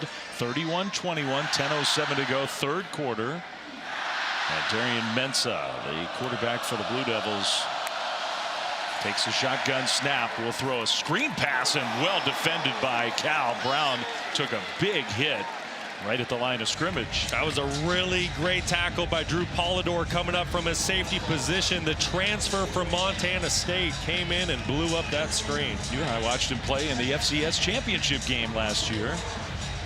Part of a really entertaining championship game that night in Frisco, Texas. Excellent player. Big shoes to fill with Isaiah Crosby going down in the secondary for Cal. Great tackle.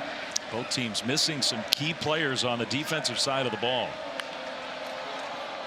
Sheppard, the freshman running back, he hit the hole quickly, but the hole got plugged up right away. Manitai, the young freshman safety, came up in run support, so third down right away for the Blue Devils. And once again, a critical third down. This Cal defense doing everything they can to keep their offense in the game. We'll see if they can come up with another big stop. Big substitution by this Cal defensive front, getting 4 pass rushers in the game right now. So Cade Uluave, the star linebacker, has been relatively quiet tonight for Cal, wearing number 0.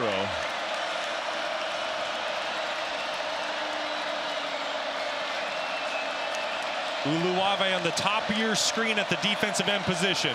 Drops back into coverage. Mensah throws, and it was almost intercepted by Uluave. So he looked like he was going to rush. He dropped back into coverage. He almost picked it off. What a play that would have been by Uluave. The simulated pressure, like I said, he was at a defensive end position, showing that he's going to rush, and then at the snap of the football, runs back into coverage. Mensah never sees him. Is just an inch away from making a game-changing play for the Cal Bears. You know, if he could have gotten both hands on that ball and squeezed it, he might have had a chance to take it the whole way. Punt, fair catch. DeJesus makes it inside the 15-yard line. Thank you to the Moors. Thank you to the Moors and all the other brave men and women out there that keep us safe. Thank you. First down, Cal, getting the ball back to Cal offense. It's just amazing what has happened to Cal's offense. Raphael with the carry. Touchdown, touchdown, touchdown. That's how they started the game. Since then, interception, punt, punt, interception. Hasn't been easy lately for this Cal offense. It's up to Brian Harsin to dig deep, look at his call sheet, get into his bag of tricks, and find a way to get his quarterback and offense back into rhythm on this drive. Jordan King came in motion, second down and 8. Sagapolutele pressured immediately, and he tried to get away. As he was going to the ground, he flung it, and I think that is going to count as an incomplete pass, at least for the moment. They might talk about this one. That would save some lost yardage. Manny Diaz is saying intentional grounding. There was a receiver kind of in the neighborhood of where he flung the ball. I'm with Manny Diaz. I think this is going to be, if it's not a sack, this is going to be an intentional grounding. I thought Tron Grizel maybe was in the vicinity. Definitely is in the vicinity. We'll see if the ref agrees with it. It's close. Question is also, was he just out and out down before he threw the ball? Well, is it a sack? If that knee's up, let's keep an eye on his knee as he's going down to the ground. Aaron Hall's trying to bring him down. I think he's down. The previous play is under further review to verify if the quarterback's knee was down prior to the ball being passed. Down. I think the ball's still in his hand. Yeah, I agree with you, Flem. And you got to credit big 99 Aaron Hall, 6'4", 290 pounds. Two-time team captain for the Blue Devils. Very disruptive inside, just winning at the point of attack and continuing that disruption up front for the Blue Devils. I mean, it doesn't look to me, I'll defer to you. I think he's definitely down. That's going to be a sack. But it doesn't look to me like they're doing anything super exotic or fancy. They're just whipping Cal on the line of scrimmage. You're exactly right, Flem. There's been a few times tonight where Duke has gotten to Sagapolutele by bringing maybe a 5th or 6th rusher, but really these last couple times that JKS has been hit or brought down for a sack, it's just been a 4-man rush. And that last place, like so many others, where almost no time Like, as soon as he gets the snap in the pocket is disintegrating.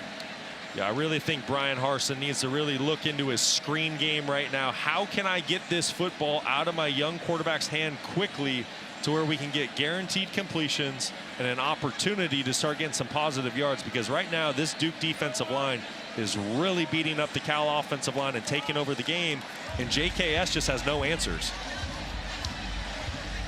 So there's a couple of things why this might be taking a little longer than expected, because you do then have to get the clock correct. You have to get the spot of the ball correct, the down coming up correct. So there's a lot to actually sort through. After further review, the quarterback's knee was down prior to passing the ball. Third down at the 12-yard line. Okay. So that'll make it 3rd and about 13. Yeah, and this is a tough spot. You don't have a lot of calls on your call sheet for this down and distance.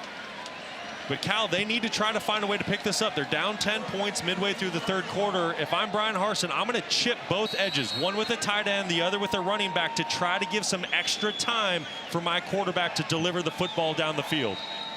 That graphic just so illustrates what we've been talking about. Sagapolutele in the pocket, and he'll be sacked again. Now that time he had a little more time, just had nowhere to go with the ball. Wesley Williams with the sack, and the Duke defense, especially on the line, has taken over this game. Well, you said it, Flem. That's a coverage sack. There is just absolutely nowhere to go with this football. Here's Wesley Williams, and you're going to see him. It's only a 3-man rush, but because JKS has nowhere to go with the football, he tries to step up and create something with his legs, runs right into that sack, but the relentless effort by Williams gets this Duke defense off the field. 4th and 16, and another punt for Cal. This one returnable. Brown gets hit right at midfield, but that'll be good field position for the Blue Devils offense.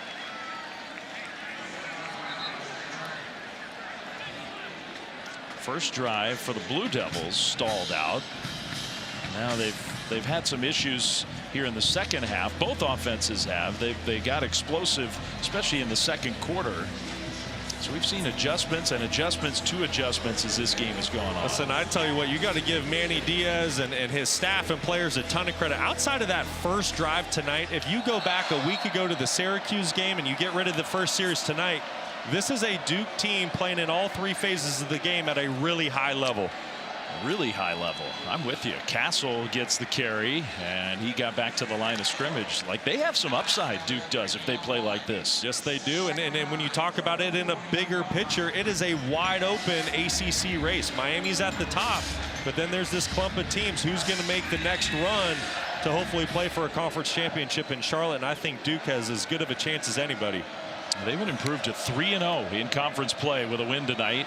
A quick hitter out to Brown with that burst of speed into Cal territory, down to the 45-yard line, where it'll be 3rd down and 5.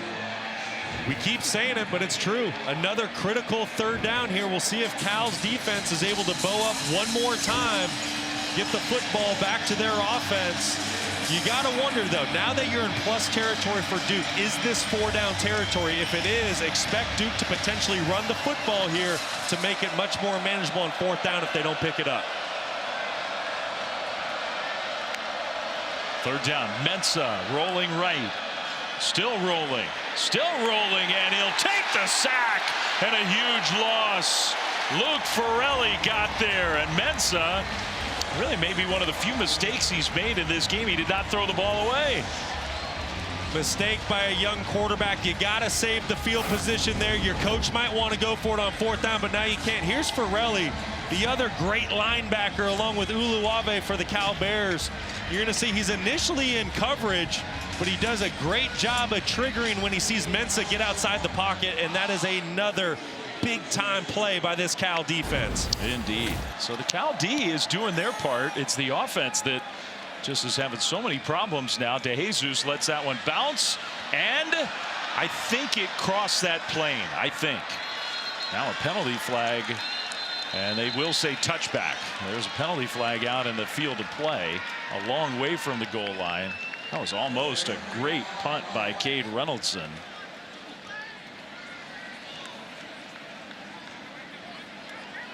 4:56 to go in the third quarter. This is important, whether it's going to be Cal ball with a little breathing room or a lot less with a struggling Bears offense. There's no foul on the play for a hold on Duke the kicking team. Okay. That clears that up. No foul on the play. 31-21. Cal getting the ball back right after this.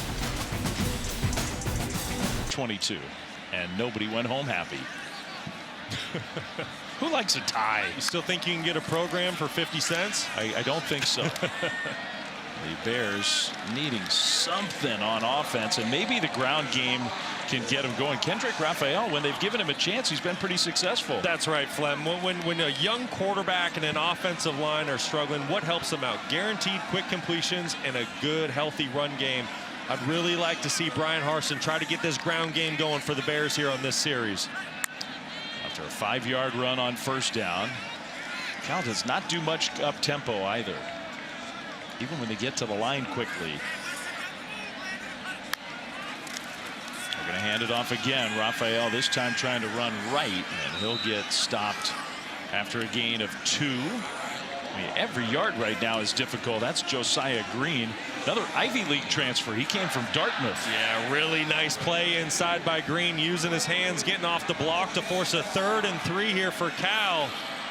Cal desperately needs it. Keep an eye at the top of your screen. Tight end Mason Minnie, 85. He's kind of been the go-to guy in these situations. Cal getting organized. Got plenty of time on the play clock. Sagapolutele slings it in there to Minnie, the tight end, and with that extra fight, he does get the first down.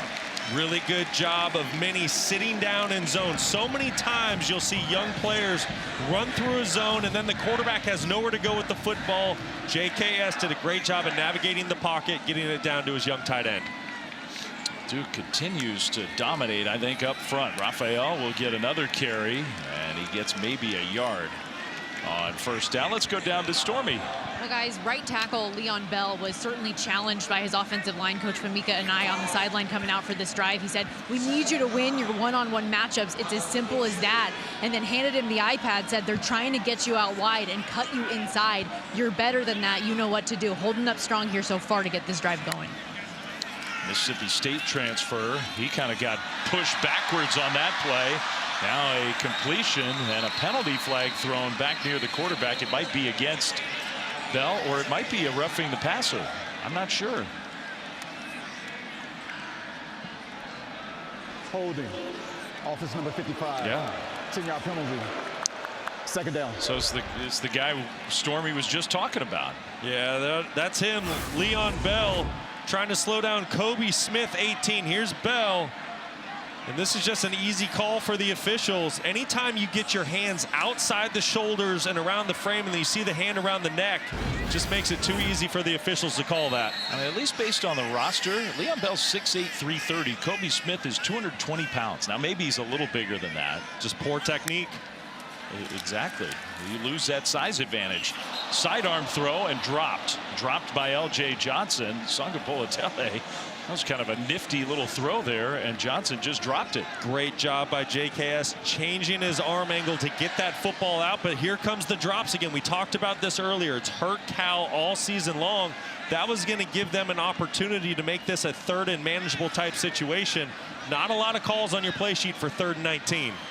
That's 2 big drops already in this third quarter for Cal receivers. JKS cannot make a bad series worse. He needs to be smart with the football here and allow his punter to change the field position. Pressure, I mean, it was a 2-man rush, and it got to Sagapolutele. Throws it across the middle. Johnson catches, but is tackled short. Murgat got him to the turf, so now 4th down, and I'm sure that punt team will be coming out. That was a 2-man rush. Well, the offense was hesitating for a second, but yeah, back to it. Yeah, 2-man rush. When you drop 9 guys into coverage, there's just going to be nowhere to go with the football. But when it's 3rd and 19, you're allowed to play coverage like that. Cal just getting behind the sticks, and you can't play football in that position. Give a lot of credit to this Duke defense. They've been relentless and disruptive really pretty much since the get-go. Maybe Wes Williams again. I mean, a 2-man rush, and they still affected the quarterback. Now a much better punt here. And Kern will pin Duke very deep. Beautifully done. That is about as good as you can do it. All the way inside the 5-yard line. Well, tomorrow at 10 a.m. Eastern, not that many hours from now, actually, on ESPN, you can catch NFL Countdown. Adam Schefter, the latest on the Ravens playing without Lamar Jackson. That's a big story. All access with Jonathan Taylor. Randy's best catches of the week in You Got Mossed. And on Monday, a game that on paper, maybe at the beginning of the year, didn't look that enticing. It's a really good game. The Jaguars are playing well. The Chiefs have to go down to Jacksonville on ABC, ESPN, ESPN Deportes. You got Peyton and Eli on ESPN2 for Monday Night Football. Raiders are not involved, but it's still a game that's going to be worth watching. That was a 60-yard punt, by the way, with no return. That's good special teams play by Cal.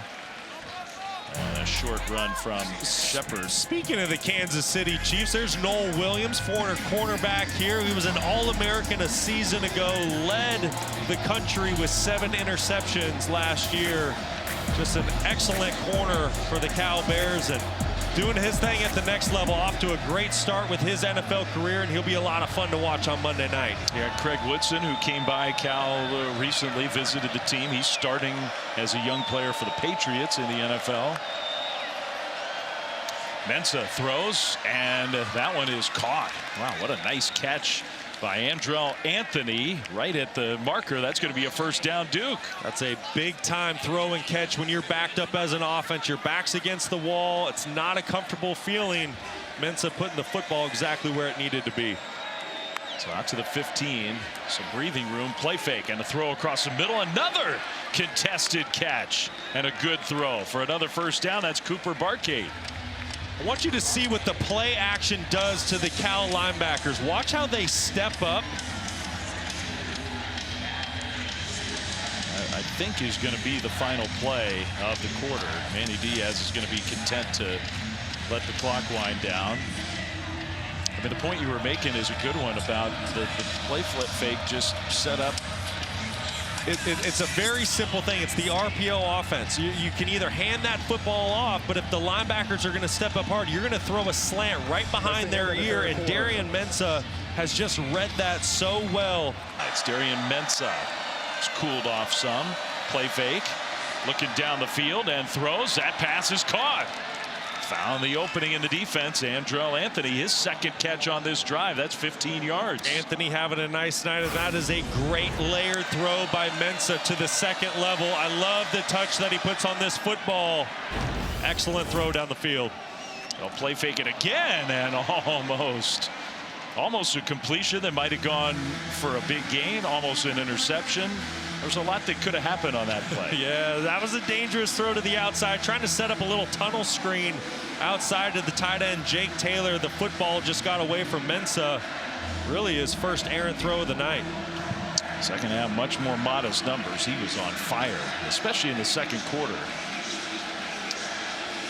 This is a drive for Duke that started at the 4-yard line. They're already out to the 40. Look at that formation on the left side there.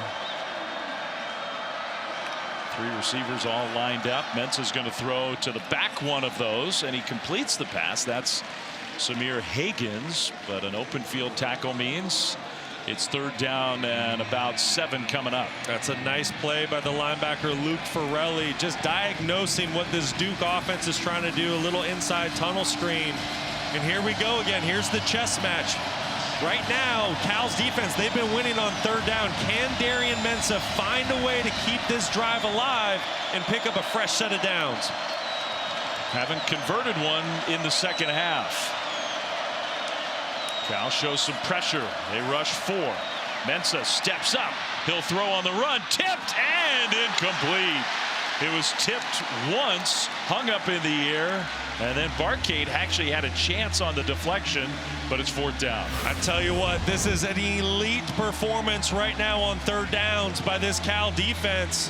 They've been faced with a number of them here in the second half, and they just keep getting off of the field.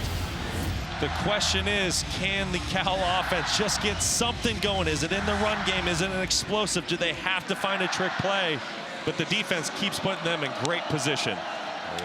Duke offense did get some field position with that drive.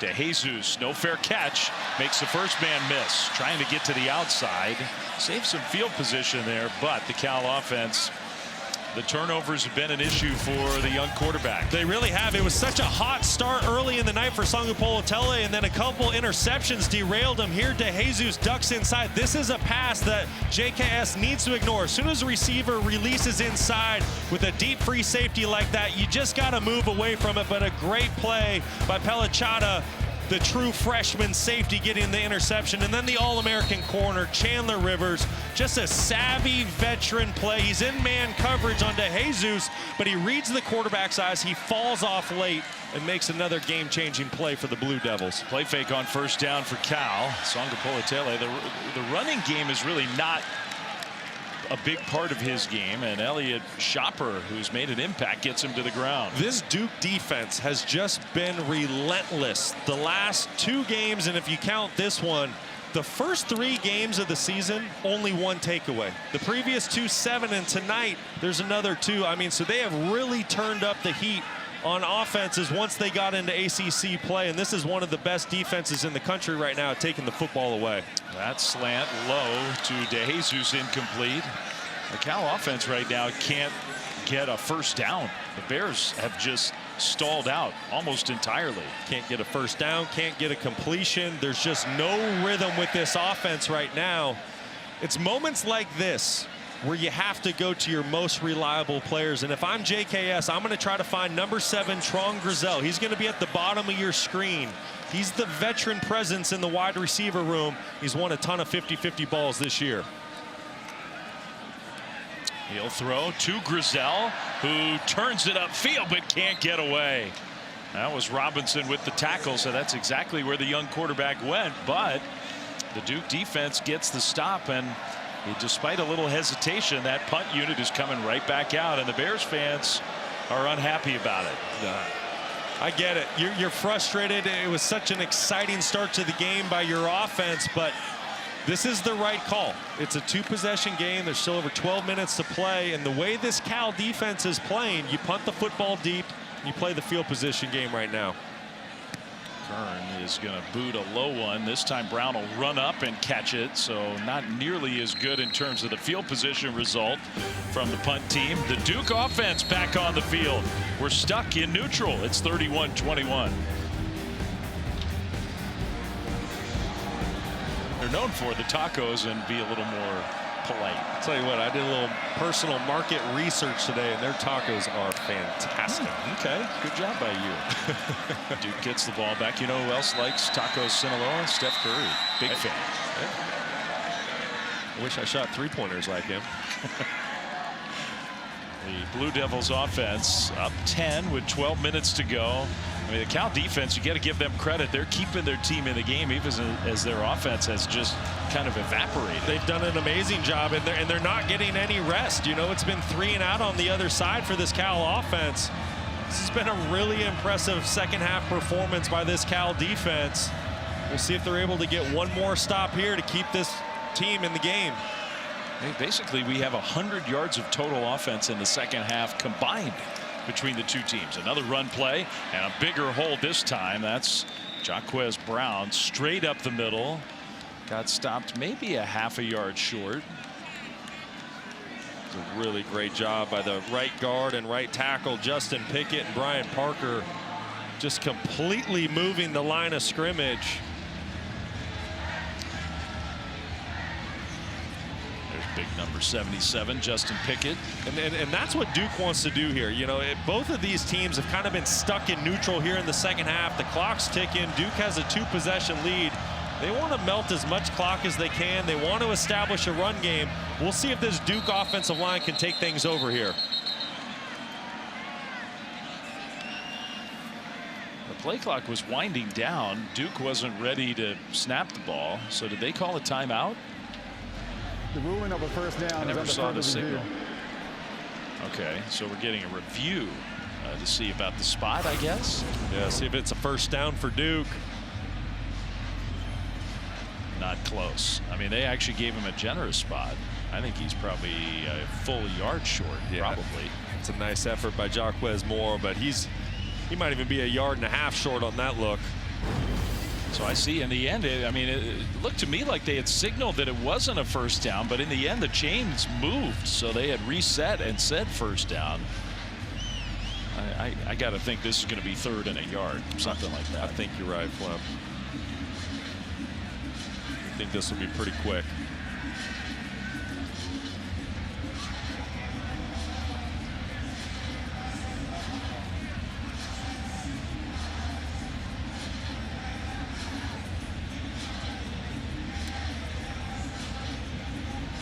.54 to go. Duke looking for what would be a big win for the Blue Devils.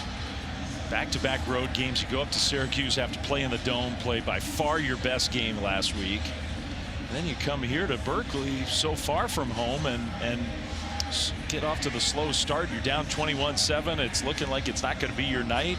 They have really dominated the game since then. This would be massive in what looks to be a wide open ACC conference race. If Duke is able to pull this one out, this will be the first time that they've won 4 consecutive ACC road games since 2014. You have to go back to last year. Short of the line of game. It'd be 3rd down. You have to go back to last year for that 4th consecutive one, but boy, this Duke Blue Devil program, they're doing some really good things right now. They have talented players. They've got a quarterback to run the offense. They don't play in Miami. They don't play Florida State. So it's moments like this when you're in plus territory. It's 3rd and 1. If I'm Duke, if I'm the offensive coordinator, Jonathan Brewer, I'm hard play action. I'm taking a shot down the field because to me this is 4-down territory. I know I can pick up a yard on 4th down, but I'm going to try to catch the Cal defense off guard by taking a shot.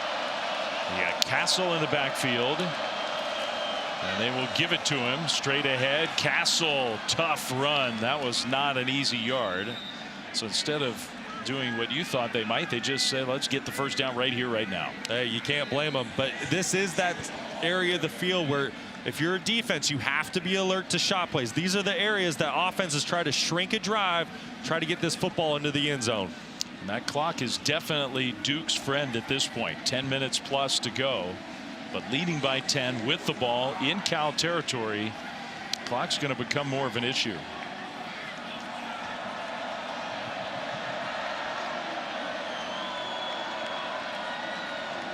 Blue Devils, who so often go at hyper speed, they're very content right now to take their time.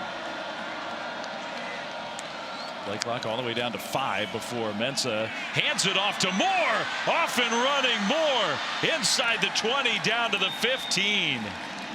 Jaron-Keawe Moore, don't forget about him. He's played a lot of football for Duke. I know they got the young stud Sheppard. They got the transfer Castle. Moore can still go. And it all gets set up by a big-time block by the left guard, 64, Jordan Larson. And then the tight end, Hazley, leading up for running back Jaron-Keawe Moore. Just a gaping, gashing hole in that Cal defense. Oh, give it to Moore again on 1st down. And Moore churning his way down to the 10. Well, it almost feels like for Cal, if they don't force a field goal, their chances of winning this game are going out the window. Yeah, I think you're right, Flem. And right now, it's not looking good for this Cal defense. You just had to wonder, when were they going to wear down? They've been out on that field so much here tonight in the 2nd half. And right now, this Duke offensive line is really starting to take over the football game by getting this run game going. 2nd and 7. Now Sheppard in the backfield.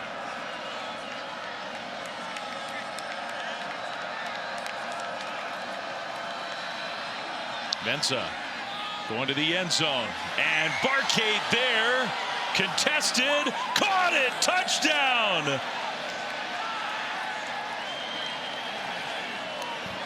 What a catch by Cooper Barcade. He had Zeke Massis all over him and came down with the ball. Well, this is good on good. You're going to see Barcade run a corner route right here. And Flem, you just said it. He's being covered by Massis, who's really shown to be a lockdown corner this year for Cal. It's pretty good coverage down the field. But Darian Mensah showing off his accuracy, putting that football where only Barcade can make a play on the ball. Excellent throw and catch. That is big league stuff. I'm not going to say the game's over, but for Duke, a massive step towards a huge road win. The touchdown and the extra point makes it 38-21. Well, Darian Mensah, 22 of 30 tonight, 265 and 2 touchdowns. But how about that throw to Barkate? It's all things Blue Devils right now. And a great talent. Well, what an amazing story. You play your high school football in San Luis Obispo, at least some of your high school career. Nobody comes to see you. You don't get recruited by anybody. In the end, just enough good play to where Tulane. I mean, there were hardly any other programs recruiting Darian. Tulane recruits him. He goes to New Orleans, is like the 3rd stringer, buried in the depth chart.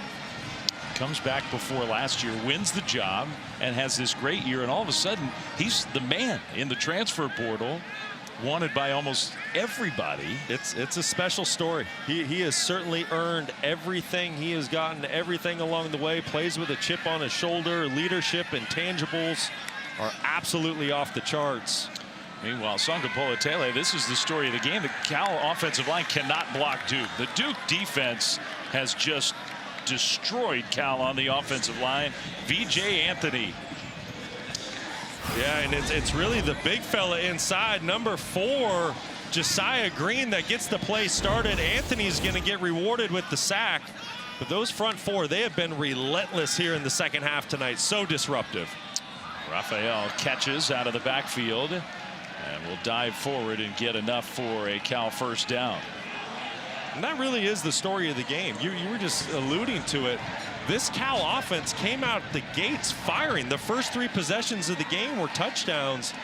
And then they've been ice cold since, but you got to give a lot of credit to this Duke defense. They've just dominated them up front. And in the backfield again, Anthony. Sagapolutele, that one juggled, and it worked out well for Raphael.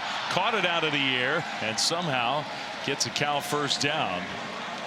Nothing easy for the Bears offense. They still have 7+ minutes to go. If you could get down the field in a flash and get 7 on the board, maybe you at least feel like you still have some life in this game. But it's got to happen fast.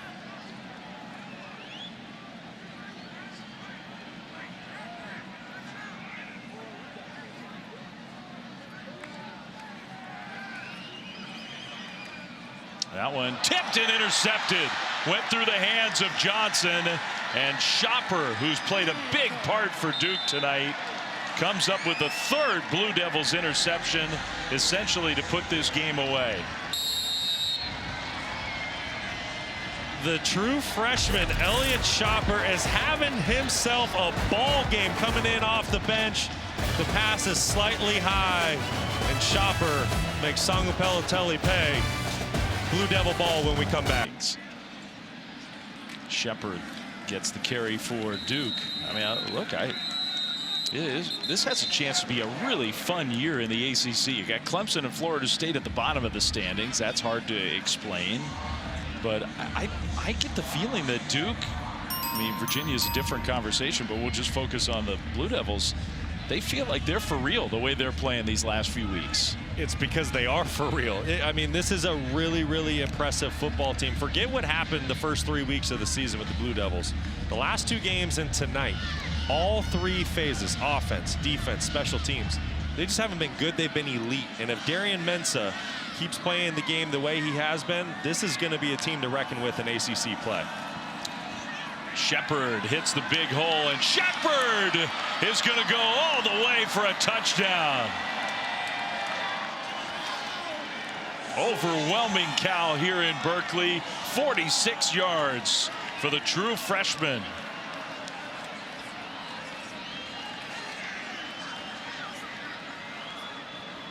Well, you give Sheppard any space. Wow.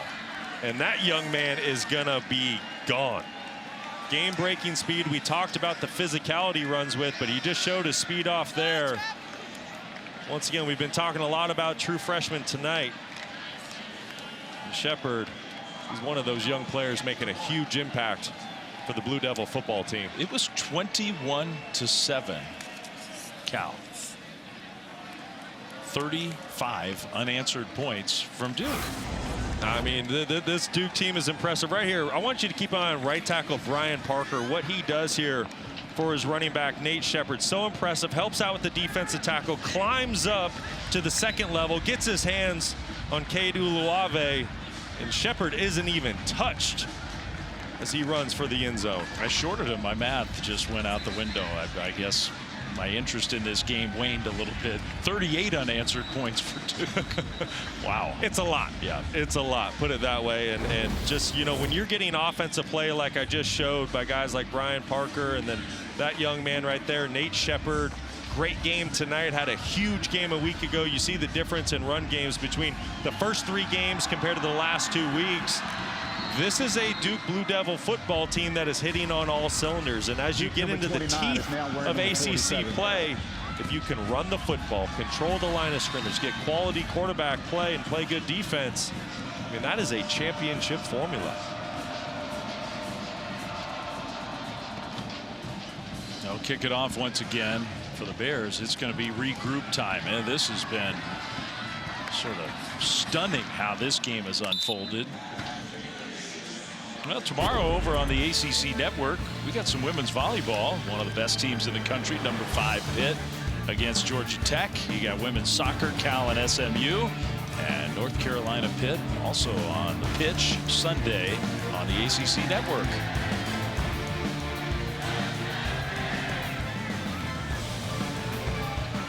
Well, Cal's going to take their young quarterback out of the game with the score 45-21 and give Devin Brown some snaps back there.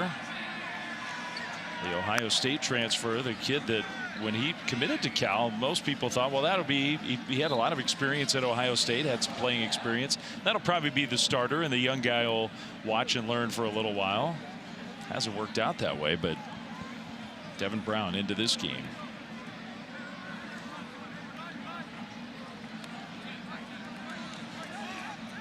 And what do you think about Sagapolutele? I mean, he threw 3 interceptions, not all on him. Had the incredible start. He was just making one spectacular pass after another. He's going to be just fine. You know, these are those really tough moments as a young quarterback that you have to go through. But these are the games and the difficulties that will make you a better player in the long run. He's going to get to the film tomorrow. He has a great coaching staff around him. And Nick Rolovich, Brian Harsin. You know, these guys know how to coach quarterbacks, and he's going to learn from nights like tonight where he threw 3 interceptions. We all know the talent that the kid has. He's shown it a couple times this year. He'll be just fine, but he's got some big lessons to learn in this game. Brown throws it right to Duke. So there's the 4th Blue Devils interception. Another turnover. That's Musa Kane who comes up with the pick. And the Blue Devils are running all the way down to the other end of the field where their fans are thrilled with what they've seen in this game. All smiles on the Blue Devils sideline. Really impressive.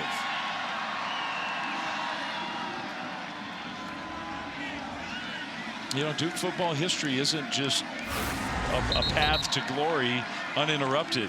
This is about as easy as an interception as you can come across. Brown throws it right to Kane. And the 4th interception tonight by this Cal offense. Ton of credit needs to go to this Duke defense. They have absolutely been a machine at taking the football away through the last 3 games. And now the backup quarterback for the Blue Devils will come in with the game decided. That's Henry Beelan. Travis Bates gets the carry. I mean, it's really 6 sacks, 13 tackles for loss, 4 interceptions. Who would have ever thought that? You watch those first 3 possessions where Cal just went up and down the field, scored 3 straight touchdowns. I can hardly remember a game where things changed so dramatically. I don't know what flip switched and where it was found, but somewhere at the start of that 4th series, this became a completely different game, but it was because of the defense of the Duke Blue Devils. What a performance tonight. I mean, Duke's got a chance. This is the same team that Illinois came to Durham, and Illinois really pushed Duke around. Now, the final score probably wasn't totally indicative of the way that game was played, but it was an ugly loss for Duke. Then they go to Tulane, and Tulane beats them. And all the expectations and the thought of, hey, we got our quarterback and we've got all these weapons on both sides of the ball, NFL prospects, maybe more talent than any Duke team has ever had. I think it's possible this is the most talent that Duke has ever had at one time. And they were 1-2, and people were thinking, what is going on? You know, I think through those first 3 games of the season, you have to assume that this Duke team, because of those expectations you were just talking about, they were playing a little tight. They were playing a little tense. And then going into that 4th week said, hey, we're just going to let loose. And that's what you've seen. They started taking the football away. They're protecting the football on offense. They're playing complementary football in all 3 phases. And right now, this is a winning formula by the Blue Devils. Beelan, the senior, who's been around for a while and has had some playing experience. Last year started the bowl game for Duke. This year's thrown just a handful of passes. You know, part of that is maybe Mensah and all the attention that was on him coming out of the portal. You and I talked about that a little bit earlier tonight. We asked him, though, like, was there extra pressure on Darian? Was he, you know, it kind of got reported pretty widely, the amount of money that it took for Duke to get him to come to campus. And the Duke coaches really said, we didn't think it was about that, because everybody on this roster understood that he earned that.